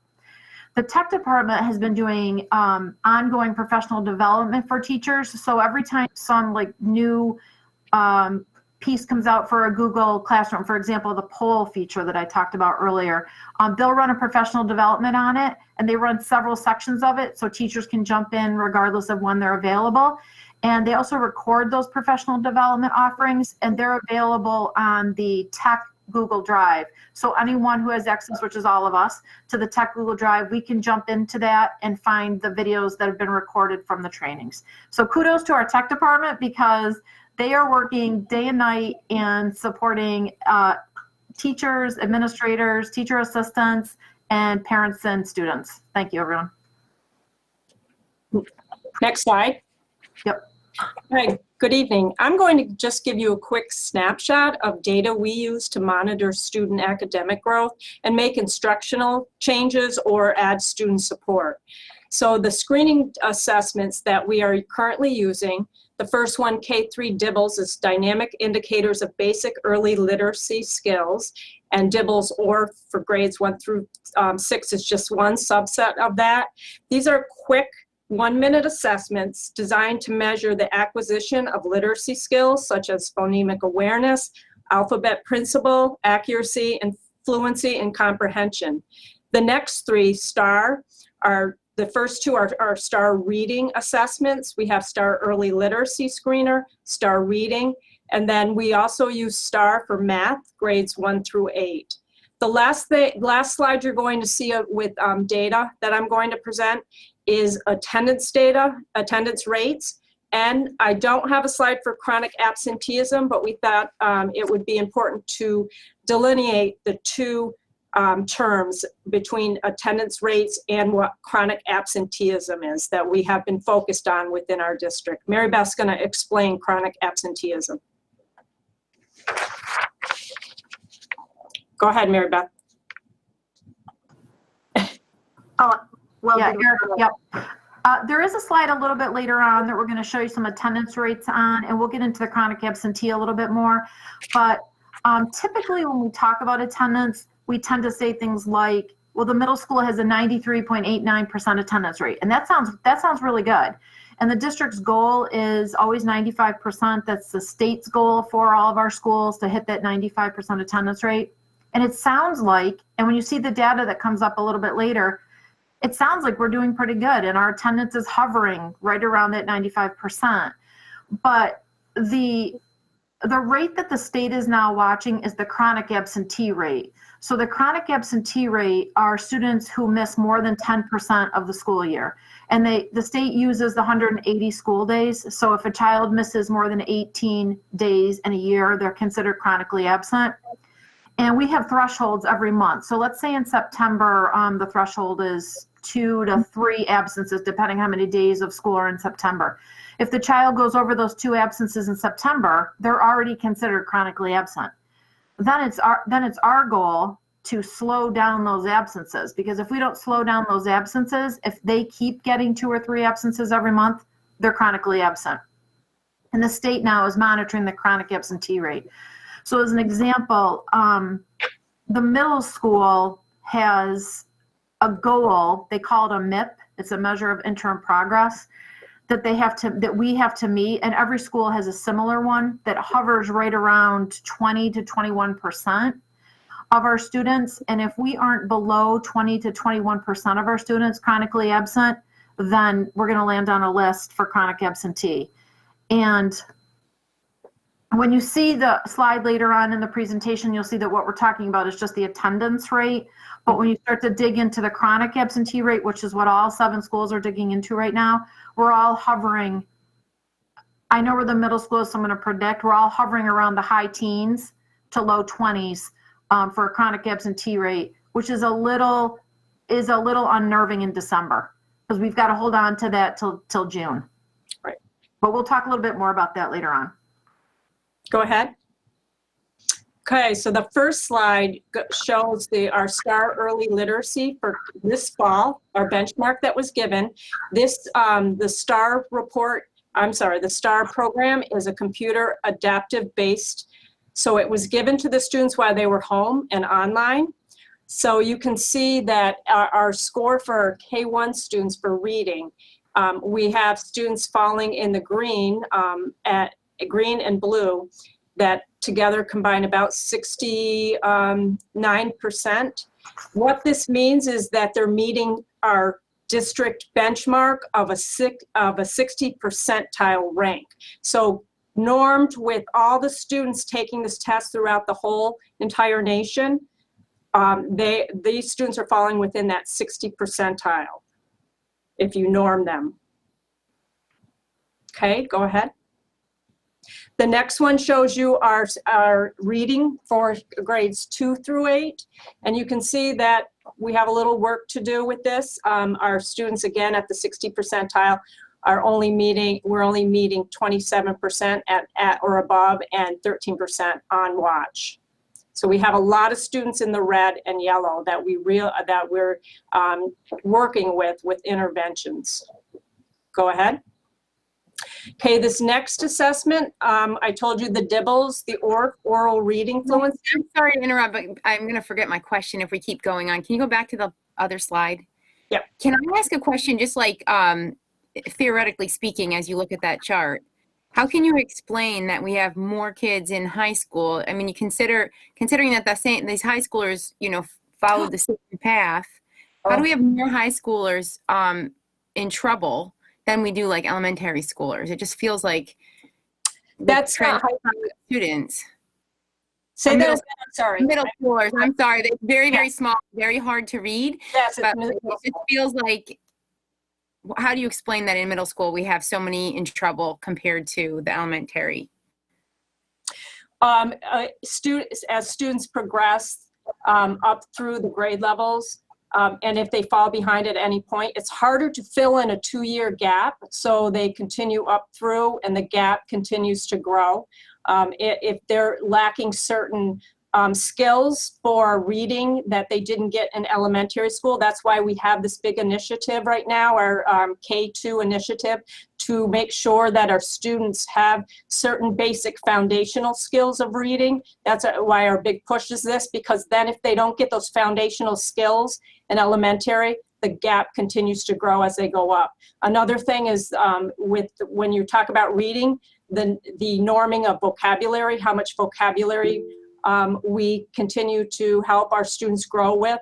So I'm sure Mary Beth can attest to there are gaps in the middle school due to some foundational skills not being learned at the elementary level. I guess my question stems more from the fact that if you have a child because when I see this, I see obviously we have 3 elementary schools that are struggling more than the other 2. But then you go to middle school and it feels like they're at the same level as elementary schools. It feels like there should be some kind of like averaging, but populations aren't in here, so I understand that. I'm just wondering if you are struggling, are we finding that if a individual student is struggling in FITSU, let's say, that follows them all the way to middle school, or are our interventions working? We are, again, that's why we're doing this early literacy to stop that gap earlier so we can get to them earlier. And our intervention, some of our students, yes, you're right, it's a 2-year gap that they are proceeding up with. So we are trying to make that stop at the elementary level. And I probably should have said this earlier, I forgot, I'm so sorry. There's another caveat with doing computer-based remote testing at home. We had 2 things we discovered as students were taking computer-based testing at home. One was they were rushing through tests. We can see that data. We can see that a 20-minute test took some kids 2 to 3 minutes. And the other piece of this is some were phoning a friend, meaning their scores went from a low percentile the year before and jumped up to almost 99 percentile. So this data is skewed a bit. I'm not saying it's that they might have corrected each other. I'm not really sure about that, but there is that caveat that you look at this data and recognize that you have to go another layer. You have to do diagnostic testing with students that you feel might be in the yellow and red zone to make those corrections. Snapshot again. Carrie, I see two hands. I see Lisa's hand and then Tom's hand also raised. Yes. Thanks, Carrie. So Heather raises good points, but I was actually curious. I think it might be interesting to see the fall 2020 data compared to the fall 19 data, just because of what happens with taking the tests at home, you know, and students not. So I think that may be, like, I think Heather's right that we should be concerned and we want to make sure our interventions are working, but also I don't know how much weight we should put on this particular term. Right. And we can. That's a good point. Yeah. I will show you comparisons with the later test. The ORF that we did with the dibbles, I did show the 2019 versus the 2020 fall. Yeah. Okay. So is that it? Sorry. Tom? I can't see the hands. Sorry. All right. Hi, Carrie. I just wanted to know, do we have this data individually for grades as opposed to the 2 through 8 and K1? Because you can see where we are. Early. All right. Cool. So can we start to isolate where, you know, we may be losing? Absolutely, yes. Our teachers actually look at class data. Down to student data, you can break it out class, school. The principals have access to breaking this data out in any manner that's needed in order to help drive instruction or conversations. The principals meet with teachers in what's called data teams and discuss the results of all the testing. Okay. So that can feed into, Mathis, into our discussion in terms of targeting where we're going, you know, to look at wherever along the line we're losing kids. And Absolutely. Mary Beth. Yeah. Go ahead, Mary Beth. Yes, Tom. I was just going to say, Mary Beth wanted to talk a little bit about the interventions as kids roll up to the middle school. And Mary Beth, if you want to share a little bit about Chris Castilla and how that's rolling up. Yeah. Okay. So Heather, I think part of your question was, you had mentioned if a child has interventions in place in situ, do they follow them up to the middle school? Was that part of your question?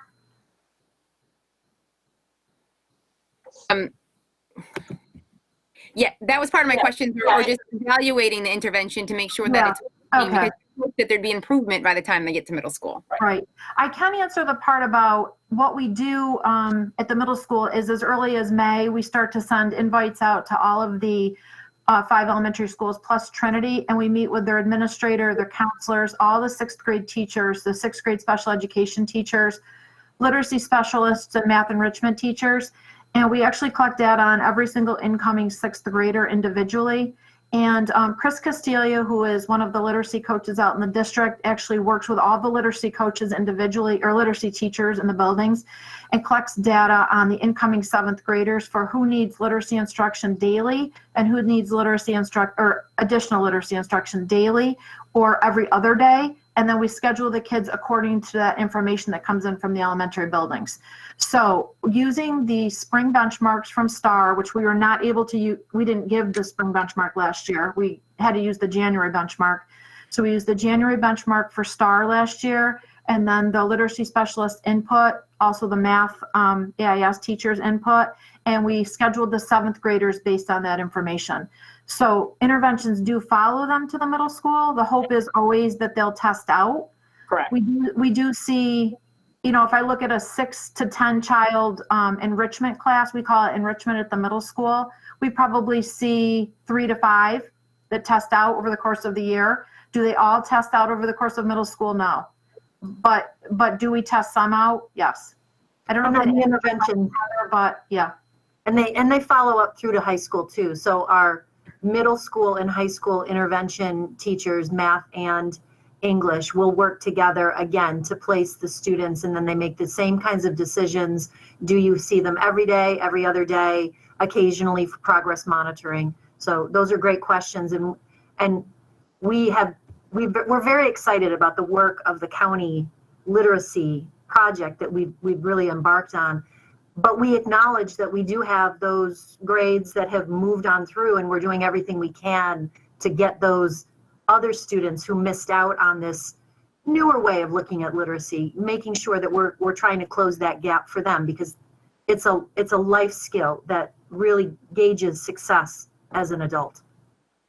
And also keep in mind, I have, again, these graphs are set at a 60% district benchmark. I set the benchmark high for purposes of really truly making sure that we're moving towards state testing, moving towards students achieving. If I had set it at 40%, the numbers would have shifted up more towards the green, less red. So I did set that 60% high, 60% nationally normed. That is higher than what we utilize for our intervention, which would be set at 40%. Okay, I'm not sure where we are. Go ahead. I think we're on the, okay. So this is, as I had mentioned earlier, a DIBELS assessment that we utilized. The reason I'm showing you this is because we are part of the Oswego County Literacy Initiative. And because of this, we are able to pull all the data from the entire county together to see how students are progressing. So we were able to get our data compared to the entire county. So you can see the fall benchmark of 3rd grade oral reading fluency. You can see where we stand on that. And that's, remember, that's also a 1-minute assessment where it's words per minute. So it's individualized how many words the student gets wrong. So at this point, we're sitting at 32% in the green, 12% in the yellow, where the county's at 31% and 31% in the green and 11% in the yellow. Next slide, please. I'm showing this data in a comparison so you can see what this March slide has done to everybody countywide. You can see on the left, again, this is the same thing broken out and compared to last year, 2019, as compared to 2020 with the county. And you can see the fall down for in the green, which is the far left one, the slide back has been almost 10%. The county was at 40.6% for grade 3, but you can see in the our slide that our fallback also is 10%. So you can see we're following the trend of the entire county where the slide is and where the increase in students in the red takes place. Okay. Jim had a question, Nick Carey. Yeah. Oh, I'm sorry, I can't see the. Oh, that's okay. Just wait. Thank you. That's fine. Thank you. This data brings up a thought/question, take it however you want, kind of sparked from what Lisa just said of, we're in unique times. Comparing to past is important whenever looking at things, but we are in unique times. Yep. What made me think, especially for our K through 6, I think that we're putting, there's a lot on those teachers who are doing hybrid. They're juggling students who come in Monday, Tuesday, and having them do asynchronous Thursday, Friday, and vice versa. And that's an awful lot to do. As opposed to, there are some K through 6 teachers who are doing 100% remote right now, right? And so we're at a unique time where we have this ability to try to look at, it's kind of like we're experimenting a bit with different teaching modalities out of necessity, right? We're forced into this requirement and we're doing different things. And I think it's useful to look at these different things. So while I'm sure you probably don't have an answer at the moment of how are students faring, whether they're doing all remote versus whether they're doing hybrid. And recently we have teachers who have been doing hybrid all year who are now doing all remote. So we have teachers who have a unique perspective of offering both modalities. We also have students and parents who now have an experience of both starting with hybrid and doing online. I'm just wondering if we can learn something from that. To be honest with you, thinking about having a teacher 4 days a week, all day, and maybe some of those teachers doing a Wednesday that are doing all remote, as opposed to the hybrid model, there may be advantages and disadvantages of both, but I think it would be really interesting to look at that. I would agree, Jim. Great information. And certainly we can look into that and analyze that and bring back some of that information. We'll bring that information back to the board. I love it. Great feedback. I think, Lisa, also, did you have your hand up there, Lisa? No, I think it would be really interesting, and I'm a comparativist, and so I find this kind of stuff really interesting as well. But I think the only thing I would just want to really take care of is that students weren't randomly set into being hybrid or being at home. There were some who chose being home and some who chose to go hybrid, and that may have been for specific reasons, whatever they might be. So because they were self-selecting into those, I think we just have to be a little careful about saying, you know, I think we can learn from it, but I think we need to just be careful about putting too much weight into what we would learn, you know, or some kind of like causal relationship about which one is better. Great. Thank you very much. Okay, next slide, please.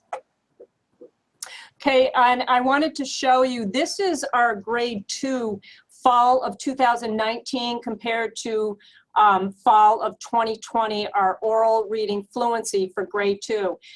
This gives me hope, because you can see that between last year and this year, there is not the great slippage. In fact, we are holding steady at grade 2 oral reading fluency. And just a reminder, this is only our year 2 in working with the Oswego County Literacy Initiative and having those reading coaches within the buildings, and having all our teachers trained in letters. And Jenny will talk more about all the pieces that we have been put together in order to do that. But this is giving us hope that hard work we're doing is starting to pay off. So I had to show that slide because it gives me hope. Okay, next please. And then lastly, I used to be the director of math, so when I say lastly, this kind of tears at my heart, but this is our results for our STAR math in grades 1 through 8. And again, it's set at the 60% benchmark with norming, and you can see that, again, we know that students have to be able to read the test to take the test, so reading is extremely important first, but we also need to start somewhat getting the eye on how we're working with math too. And next slide, please. Lastly, this is, oh, sorry, that's right, I had one more. This is the attendance, and what I did was I compared 2019 first quarter to 2020 first quarter, and you can see the trend. We have some, you can see in 2019, we all almost maintained that golden 95% that Mary Beth was talking about. And this year, we have some schools that have slipped backwards and some schools that have actually gone up. And Jenny is going to talk more about some of, Jenny or Mary is going to talk more about some of the things that have been put in place in each individual school to help with attendance. Okay. I think I'll jump in first, and I think Jenny has something she wants to add about elementary. But the monitoring of attendance this year has really been a full team effort for sure in every building. It takes the classroom teachers, the teacher assistants, the clerical staff, and the administrators, in particular the guidance counselors, the social workers, and the school psychs. Literally, we are monitoring attendance by child every single day. We have set up a separate, kind of in the background, a whole separate spreadsheet of data that we maintain for every single child in the building, because we're monitoring the chronic absentee rate in addition to the attendance rate. And School Tool, which is our student management system that we use, will actually generate reports for the attendance rate, but will not automatically generate reports for chronic absentee. You can set parameters in School Tool to get what you want and get what you're looking for as far as the chronic absentee. But what we've done is we've set up spreadsheets in the background with every single child that actually gives us the day-to-day chronic absentee rate for the building. So we've done that. We have we call it team guidance. In other buildings, they call it school support teams, things like that. And I know Jenny will touch a little bit on the elementary schools, but we meet weekly with those teams. We meet with our individual teams and probably the grade level teams in the elementary schools.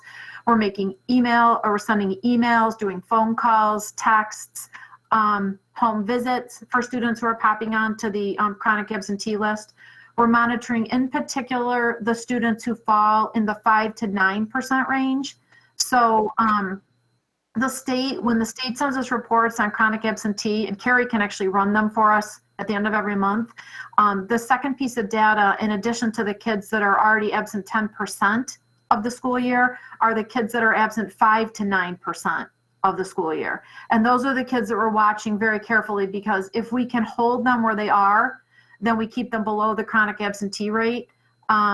The kids that get up around the 8 and 9%, like I said earlier, that is a concern because we're only in December and we have to slow down their absences quite a bit. But definitely a full team effort. I can't say enough for the teachers in the building, teacher assistants, counselors, psych, social workers. Those people are literally living and breathing attendance. Jenny, did you want to add something about elementary?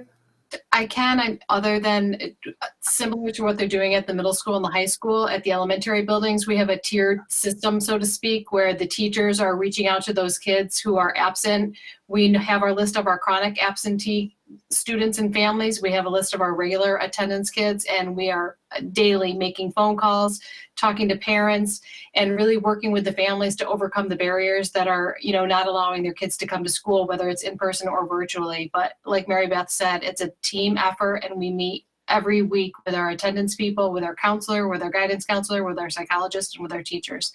And it's because of all of the background work we're doing and, helping the families that we're, moving forward with some positive attendance things. Next slide, please. So I'm happy to continue to talk about, going along with the data that Carrie just shared. The teachers and all the principals were really happy to still be a part of the Oswego County Reading Initiative. We benefit a lot from being part of this program because all the elementary buildings have a literacy coach from the Reading League, and these coaches are instrumental in helping our teachers learn more about the scientific and research-based approach to teaching reading. We have all of our K-3 special education teachers and classroom teachers are all trained in letters training, which is really research-based background on how to help kids learn to read and help kids make those connections in their brains that they can make the sounds attached to letters and then make those letters attached to words, and so that they can become fluent readers.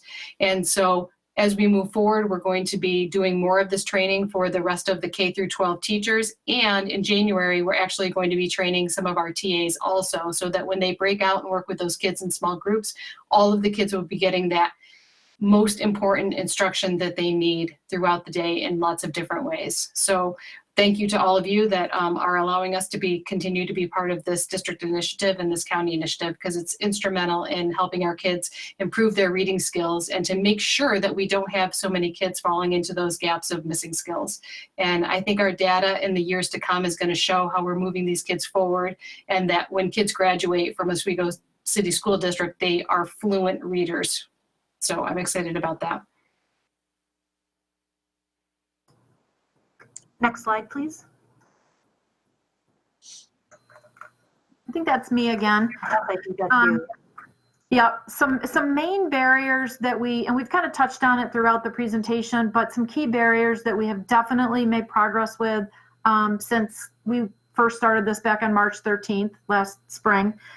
Technology, we're in a great place with technology. We have, like I said, probably 99.9% of our kids have a Chromebook available to them and or a hotspot if the families needed them. And the tech department has worked very hard, along with all the building folks, to set up a system so that we can get the technology out to the students and families and get their questions answered in a timely manner. So really, we have done great work with technology. Thank you, Jamie and team, for that. And Dr. Kelvin and all of you for your support with buying the necessary things we needed to kind of get the technology barrier off the plate. A second barrier that was definitely a concern in the beginning, but we have figured out how to get the materials out to the students. There are certain materials, a lot of materials that teachers can post electronically, some they cannot. So an example, we recently did a distribution of materials for the next section of the science textbook. They're like workbooks, and then also a math packet. we got out for Q2 for all of our math students. And even our home and careers teachers put together little sewing kits for all of their 8th grade students so that they could do the sewing project this year and not have to go out and buy all of the supplies that they typically do. Or sometimes the teachers supply things, but they're not here to do it. So they put together little sewing kits for all of our 8th grade home and career students, and those were all distributed within the last 2 weeks. For parents, and I know all of the elementaries and high schools are doing this, and the high schools doing the same thing. And for families who don't have transportation, we have our counselors and teachers who are delivering the supplies to the home. Third barrier is definitely attendance, and we've talked about that quite a bit. The good news is that to increase, I think we all know that to increase our attendance rate, we need to make sure that we're engaging our students and we're making those very important personal connections with the students and their families. And I have to tell you that this week we were able to finally jump in and start doing some of our unscheduled observations on the teachers. And I've done in the last few days, I don't know, about 10 of them. It's amazing what is going on in our virtual classrooms. The amount of planning that teachers are putting into preparing these lessons. They have outstanding even banners on their classrooms with Bitmojis, and they have like our OMS signage hung up in their virtual classrooms. They have all the necessary resources posted right in the Google Classroom. Their meets, the links are easy to find. They're calling on kids by name. They're learning all their students, even though it's just in a virtual world. And really, it's that level of connection and engagement that's going to help our attendance rate. So I'm hopeful that that third barrier is something that will continue to get better. And a final barrier is the mental health concern with our students, obviously, that they don't have the same level of social interaction that they typically would have, and that we may not be aware of something going on with a child. The good news is that all of our counselors, like we've talked about earlier, our counselors, our social workers, our school psychs are constantly calling students, doing home visits. They have all of their information posted on the website so that people can contact them if they need them.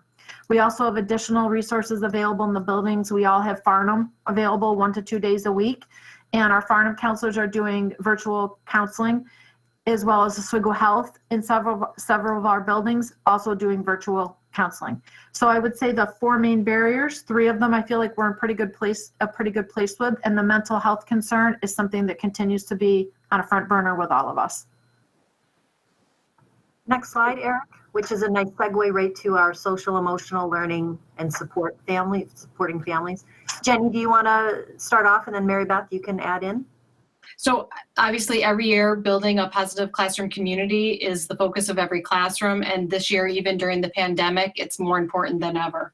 At the elementary level, teachers are using a morning meeting every day, and this supportive time provides students a chance to share their thoughts, chat with their friends, and learn strategies from the teachers that support their emotional well-being. And so those lessons are really imperative, and they're happening every day.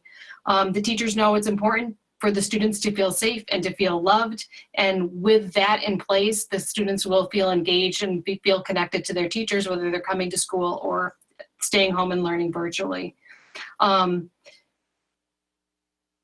The positive relationships that these teachers are building are going way beyond the classroom walls, and the teachers are working with their parents and our school counselors and providing support in any way that you can think of. Communication has been a constant, and because of the Google Suites, it's been awesome because there's been no other time that we've been able to communicate so regularly with parents and so easily because we have the Google Suites available to them. We have collaborative problem-solving conversations almost daily with our students and with our parents, and the support that has been offered to help our parents and our students through this time has been huge. And it's a huge thank you to the teachers and to the counselors that spend the extra hours that they have to build these relationships with the families. Mary Beth, you wanna? Thanks, Jenny. You said pretty much everything I was going to say. I do want to give kudos to our newest assistant principal, Judy Osetic, who is trained in Mindful Schools and who has been putting together Wellness Wednesday videos that are available. She puts them out on Wednesday in our homework careers and tech classes and also in our enrichment classes. And that way we hit the entire student population, and she focuses on one specific mindful character characteristic each week. And so thank you, Judy, for doing that. And thank you to all of our teachers who post that in their classrooms. And then the teachers who are posting those Wellness Wednesday videos in their classrooms on Wednesdays, do a follow-up on Thursday with the classes to make sure they did watch the video and talk a little bit about what Mrs. Osetic talked about in the video.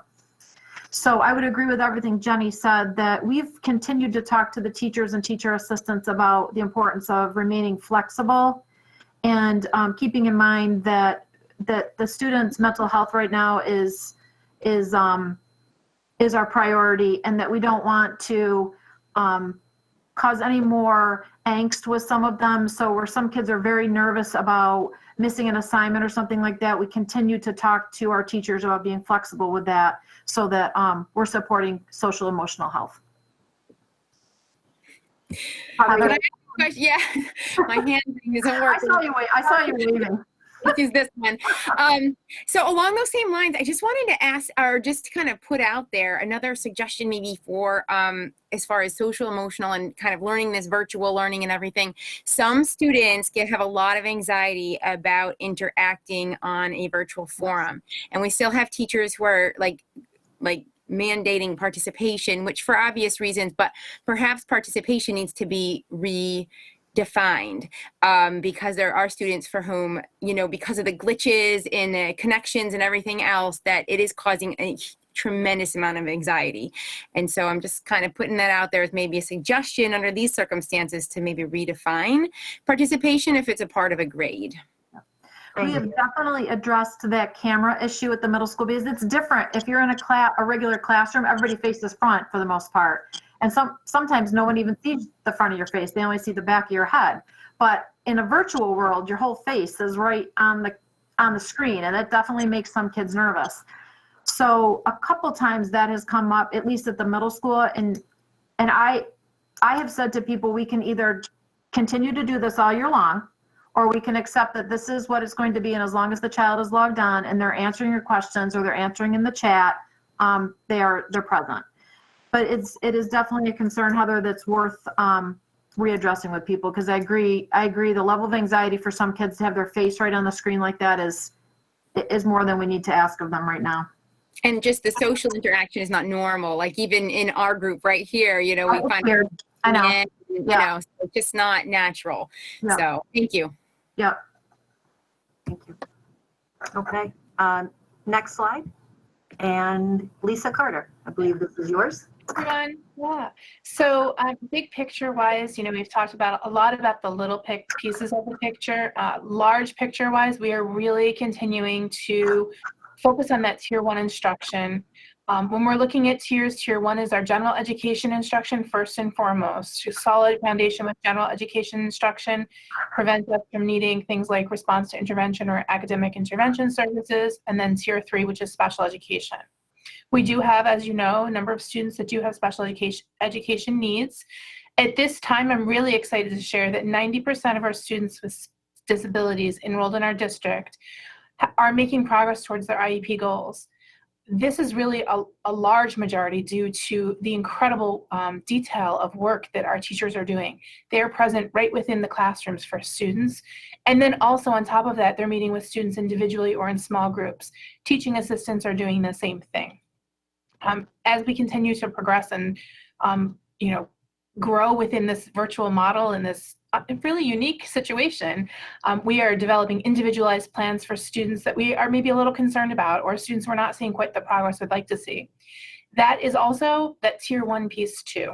That is happening district-wide within buildings. Principals are really focused on individual students. Similar to the attendance data, folks are looking at report card data and classroom data and anything that's coming up, STAR data, oral reading fluency, all of it, to really dive into that data, dive into the attendance pieces, see what the barriers are, and again, try to remediate those and move us ahead across the board. So you can go ahead to the next slide if you would. So really looking ahead, we really want all kids back in person, as soon as we can, health and safety wise. That is always our goal. We miss them and we miss just people around us. I think we all are in that place. Currently, as Mary Beth indicated earlier, the middle school is planning for students to return, hopefully in the near future. High school high school would also be planning for that return, but after the middle school, kind of that gradual fade back in. And elementary is working to, again, maximize those learning opportunities for all of our students. We are really focused on the growth and development of all of our students. Alongside all of that work is our continued partnership with the Oswego County Literacy Initiative, our reading training, all of the trainings that we're offering for our staff and faculty, while we can maximize that time with them without overstressing them. Jenny? Yeah, thanks, Lisa. Next slide, Eric. And I think Jenny brings us home with final thoughts. All right, so we just wanted to share that although the pandemic has been very stressful and very difficult for our families and for our staff, we still are finding some places of positivity. Throughout the district, the home and school connections have been more frequent and more meaningful because of the technologies that we have available.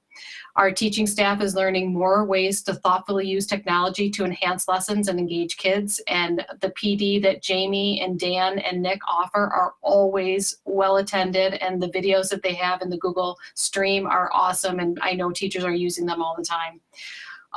As a district, we're focused on building positive relationship, whether in person or virtual, and these relationships are helping kids get to school.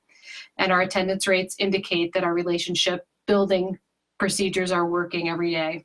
Our first quarter reports show us that our total virtual students that are attending regularly are making slow and steady progress, and that is awesome.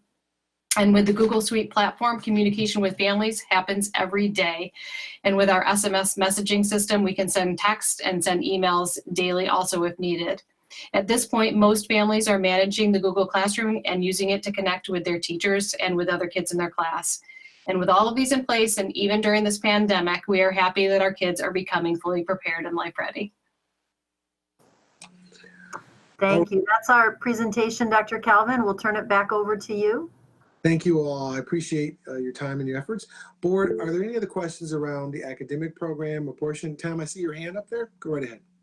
Yeah, first of all, I just want to say thank you, Mathis, and thank you to everyone for the presentation tonight. I really appreciate it, and it's really rewarding to see the hard work you guys are all doing, and hopefully it's, you know, you can see where it's moving to fruition. Carrie, I had one question for you: is on the grade 2 ORF numbers, can we tie those into attendance, looking in terms of, or just look more closely at that? Is there any correlation to the success that we are seeing there that would translate into in comfortability and to attendance, you know, and just feeling more secure for the kids? I just didn't know if there's any correlation there. There could be. I just haven't matched up grade 2 attendance, isolated grade 2 attendance across the district to see what their attendance rate is compared to the rest of the building. I could. I mean, I can pull that data. I just don't have it right in front of me. No, that's fine. It was curious to me, you know, if there's success there and we're seeing, you know, that's the kernel where they start to anchor and feel more comfortable and therefore say, I'm successful. Yes, I want to attend more and they'll be more connected. That's all. But again, thank you to everybody. I appreciate it greatly. And thanks a lot. Absolutely. Any other questions from the board? I had a quick question about the counselors and the calling around. And I know there wasn't a lot of focus on the high school. This is really a lot about the middle school and elementary school. But I am curious if the counselors are calling everybody or just those who are seeming, and I know they're really busy and probably have their hands full with those that are struggling. But I just know that there's also students who may look like they're doing fine, may be attending class, but also need that reach out. And I'm just curious if that's happening. Carrie, jump in if you want to, because you oversee Bob and he runs the counseling plan, but that is part of the newer school counselor requirements, is that there's a process where they have to connect with all students. So yes, absolutely, Heather, we agree that not everybody presents with, I need help right now. They could be very quietly needing help and they don't always come forward with that.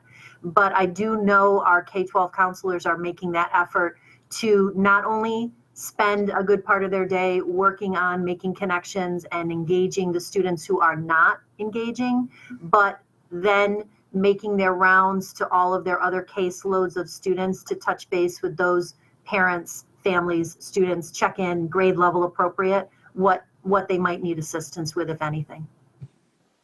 Thanks. Yeah, you're welcome. Did I see Jim also had his hand up there? Yeah, just so a thought that came to mind while we were talking about how the assessments are all virtual this year, and those are very different. You know, granted, while the STAR testing and similar things are taken by students on a computer in the classroom, that's different than them taking it from home. And, you know, anecdotes of students going way up or going way down, depending upon help or connectivity problems. I can see a lot of issues. So another way maybe to look at it as a thought is, especially with experienced teachers, they know at the 10-week mark or the 15 or 20-week mark where they are in their curriculum year after year, and where they are given current circumstances might help understand if that data about testing is actually valid, you know, based on where they're actually able to get in their curriculum based on the current circumstances. Thank you. That's good feedback. So board, I'm sorry, did I miss somebody else question?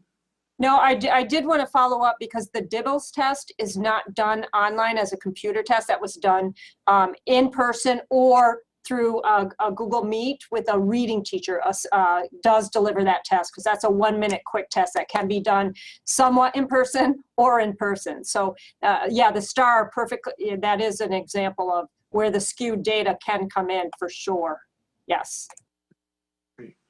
So board, let me again thank all the folks who've been on tonight. Thank you, Jennifer. Thank you, Mary Beth, Heidi, Carrie, for your help with this. I appreciate it. And board, so we've got a couple of things. We know there's a lot of work that we still have to do. Nothing more important than the academic outcomes of our students and making sure that we meet the students' academic needs as well as their social emotional needs. A couple of things that I heard from the board that we can come back and talk about were how's the progress versus all remote versus all hybrid. And then I heard some requests around comparison data from 2020 to 2019, being careful about the caveat piece that Lisa shared. I also I heard a question around participation with respect to you know, redefining the participation piece in terms of social interactions and how much that accounts for with respect to grades. I believe, Heather, you brought that up if I remember correctly. So we'll certainly visit that and bring a report back on that. And then success with ORF versus with respect to attendance. You know, does the attendance, is that making, if the more kids are in attendance and doing what they need to do, is that really making an impact with respect to the ORF outcomes? And then the last piece that I heard a question around was check-ins with counselors. Are our counselors checking in with all kids as opposed to, I know we have some kids who are definitely those high priority kids, but all of our students, are we making those connections with all? So all of those things that you have shared, we will certainly bring that information back to the board and we'll report out our findings. Did we get it all? I want to make sure we got it all. Can I just add, I mean, yes to everything that you were saying, but the high priority kids, from my circle, my community, even kids in stable homes that you think are not having issues are having serious issues. And the emotional, mental, the whole community is backed up so that even if you try to find and seek outside help, there is an incredible wait list for that kind of thing. So these kids are hurting and we need to get them the help that they need, and we need to get them back in front of classes because I'm just really concerned. Absolutely. Kathleen, I share your concern and I appreciate your feedback and I'm in agreement. Thank you all who came on to do this tonight. Thank you very much. You ladies, at least Mary Beth and Jennifer, you can go. And board, I know we had a lot that we shared tonight, but we certainly wanted to make sure we met the request and that we kept to the calendar that we have with respect to our budget. So board, that's all that I have, unless you have something else for me. I just wanted to wish them happy holidays before they left, but it's okay. Please let them know. My apologies. I'm sorry. I'll make sure I let them know for sure. Thank you. Thank you, board. Okay, all set. Okay, next is the consent agenda, minutes of the regular board meeting of December 1st, 2020. Minutes of the special board meeting of December 4th, 2020. Special Education Board report of December 15th, 2020. Claims audit reports for September and October 2020. Oswego High School extracurricular report, November 2020. Oswego Middle School extracurricular report, November 2020. Architect capital project summary and change order report as of November 30th, 2020. If I could have a motion. I'll make the motion. Second, I'll second. any discussion? All in favor? Oh, sorry, I do have one question for, I don't know, maybe Tom or whoever is on the facilities. And it could be that I'm not reading it correctly. On the budget workbook, the capital project financial report summary, it says on page 2 that right now we're over budget, but on the, I know like on our contingency and like what we saw in the presentation is we're within what we had planned. So are we now over the budget because of having to do the additional remediation work? No, that shouldn't have anything to do with that at all. Sometimes when we get these in, it's just in the accounting process when they come in and when they go out. So what you're seeing, but the number that we're presented with at the end of that report, the percentage of allowance and contingency used, those are adjusted every week by Craig and by the management company. So no, we are not over budget. So we still have money in those contingencies and the allowances both. Yeah, so I think it's more of an accounting thing, Lisa, in terms of looking at that, because we are not. Does that make sense? Mathis, I'll refer to you as well, defer to you as well. Yes, we are not over budget. We are under budget at this point in time. I'm not sure what you're making reference to, but I know that we are not. We're not over budget, but I can certainly go back and look at the sheet. I think she's referencing this number right here in red. Just saying, right, Lise? Yeah, it's the,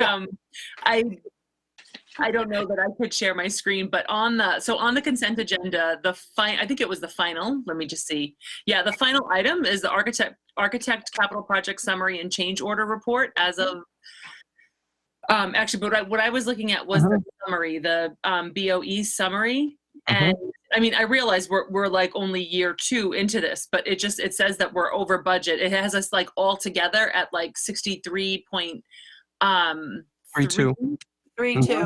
Yeah, 63.32. So we're like $220,000 over is what I guess it's estimating that where we'll be. Right. I'm sorry. What they don't do until the end is figure the allowance and contingency back into that. Nancy, would that be correct? In terms of that, that's being held out. There are allowance and contingencies that are being held aside. So it'll look. Got it. So we've utilized, if you look at those portions used of contingency and allowance, that would probably, my guess is, tie right into this 220 that you see in red. Okay, I'm just doing that on the fly right now, Lisa, but in looking this before, I remember seeing the same thing, and it's not until the end when they close out and you'll see some things now where money is going to come back from allowances not used during phases, and that will show up at the end in here. Lisa, or I'm sorry, but Nancy, would you, I defer to you as well on that. No, you're correct. And we can have the architect revise this report to show it differently if you like going forward to clarify that issue. Yeah, I mean, I guess I don't know. I guess now that I know what it is, that makes sense. I mean, maybe you could put like unexpended overage or whatever, but that's fine. I mean, I can figure that out. If I need to be looking at the two of them together, I can do that. No, Lisa, if you have the question, then certainly there may be somebody else who's looking at this from the public who might have the question. So we can revise that to make sure that that's clear. Yeah. Okay. Okay. All in favor? Aye. Aye. Aye. Opposed. Next is personnel with Dr. Sweeney. Hello again. So we have one professional staff recommendation for A, but before I present it, I just wanted to amend a date, and I don't know how you want to move forward with that. Danielle Legault, the second line, She was initially going to be out through the remainder of the year, but has sorted out some details and came back to work on 12/11. So I would like to amend her end date from the 6/30/21 to the 12/11/2020. I don't know if you need to do something with that or if I can present it as amended. I think technically we might need to vote on the amendment, but I would move that. If I could ask the board to amend the agenda for item A to add Danielle Legault with a ending date of December 11th, 2020. Could I have a motion, please? So Lisa first it. We just need a second. I'll second. Okay. Any discussion on the amendment? All those in favor of the amendment? Aye. Okay. All right, Karen. It's all you. Or sorry. Those are a batch of leave of absences that Oh, are wait a second. either. Sorry, we have to now vote on it as amended. Sorry. We just voted on the amendment and now we have to vote on it as amended. Yep, so I just wanted to present it. I was going to finish. Oh, okay. I thought you were moving on. Sorry. No. Just that A is a group of professional staff leaves of absences for various reasons as presented. Motion, please. I'll move it. Second. I'll second. Any discussion? All in favor? Aye. Aye. Opposed? Okay. Then we have a group of support staff recommendations. B is a resignation, Kateria Ramos, a food service helper. C, a small group of our support staff recommendation for a leave of absence, again, for various reasons, most of them related to COVID and childcare issues. D, support staff recommendation, probationary appointments. These are folks who are moving into some of the positions that we have recently had vacated through either retirements or resignations or moving to another position. E, a support staff recommendation, a permanent appointment, Sarah Gugin, custodian, who has completed her probationary period. F, we do have 2 support staff recommendations for terminations as presented for those. And then G is our batch of sub and temp employees. For items B through G, could I have a motion? Move it. Thank you. Second. I think Pam tried to move it. That's all right. My mic was off. Second. Okay. Any discussion? All in favor? Aye. Opposed? Next is finance with Nancy Squires.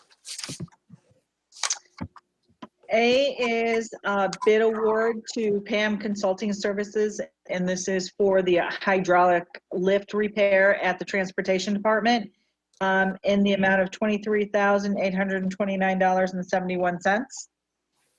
B is a budget transfer from the high school science accounts to BOCE services, and this is for school gizmo licenses, which are interactive simulations that they use in the high school in the amount of $3,088.22. C is a contract with Bolton Partners. This is for actuarial services for our prescription costs for our Medicare retirees in the amount of $1,350. D, E, and F are MOUs for the Community Christian School. D and E are both with Christine Proctor. The funds are different. $721 is to be paid out of the GEAR Fund, which is the federal government, our Governor's Emergency Educational Relief Fund. And $1,766 is to be paid from the Elementary and Secondary School Emergency Relief Fund, ESSER funds. And it is to provide COVID communication and sanitizing services and also help with the Community Christian School nurse. And F is for the same items for Jennifer Grootman, $2,487 to be paid from the ESSER funds for the Christian Community School as well for sanitizing services and also help for the school nurse. for COVID. Items A through F. Could I have a motion? Move it. Second? I'll second. Any discussion? All in favor? Aye. Aye. Opposed? Next is the student representative discussion. Zeta? Yes, hello. Firstly, I would like to apologize for my late entrance to today's meeting. And secondly, after our meeting with the middle school, I heard some concerns about the social emotional components, and just coming from, I just wanted to touch on some of them from like a very limited and not all-encompassing perspective from the high school from a student. So counselors have been recently sending out information about, reminders about who student counselors are, that they're there for them, and teachers have also been, making an effort to be more personal during downtime and at the beginning of classes. And I think there were a couple of questions about participation. I think there's definitely a certain leniency this year towards participation as well, that, teachers are like doing their best to still do participation, but most certainly there's leniency when it comes to. Thank you. Thank you, Zeta. Next is items from the board. Would any board members have any items tonight? You can always count on me. I just wanted to say that I'm hoping that our waiver on the apprenticeship program for our capital project for the contractors is more of a one-time only waiver. As I need to tell you, I favor using apprentices on jobs for workforce development. And a lot of times they can keep the costs down because apprentices' pay rates are lower as they go up the scale. So I just needed to get that out regarding that. Thank you. And I also wanted to let you know that last, I don't even know what day it was. It doesn't matter. It was so exciting. I was invited to go on drive along when a teacher and her husband were delivering some of the homemade desks to the students that need them to do their schoolwork at home. So that was awesome. We delivered 10 desks. It was really exciting. And I just wanted to, thank all of the elves in our district that rise up to the needs of those when they present themselves, because we can't do it alone, and they're amazing. It's incredible, the amount of people, the garage that's offered, just all of it. Thank you out there, all of our elves. It's greatly appreciated. Any other items tonight? Just happy holidays to everybody. To get that out there. Next is executive session for the purpose of matters which will imperil the public safety if disclosed, the discussion of the employment history of a particular person, and negotiations. Could I have a motion? I'll make the motion. Second? I'll second that. All in favor? Aye. Aye. And opposed? And would there be a need for a vote after your executive session? No. No. Okay, thank you. Have a good night. Right. Merry Christmas. Happy holidays. Take care, guys. Bye, Zeta.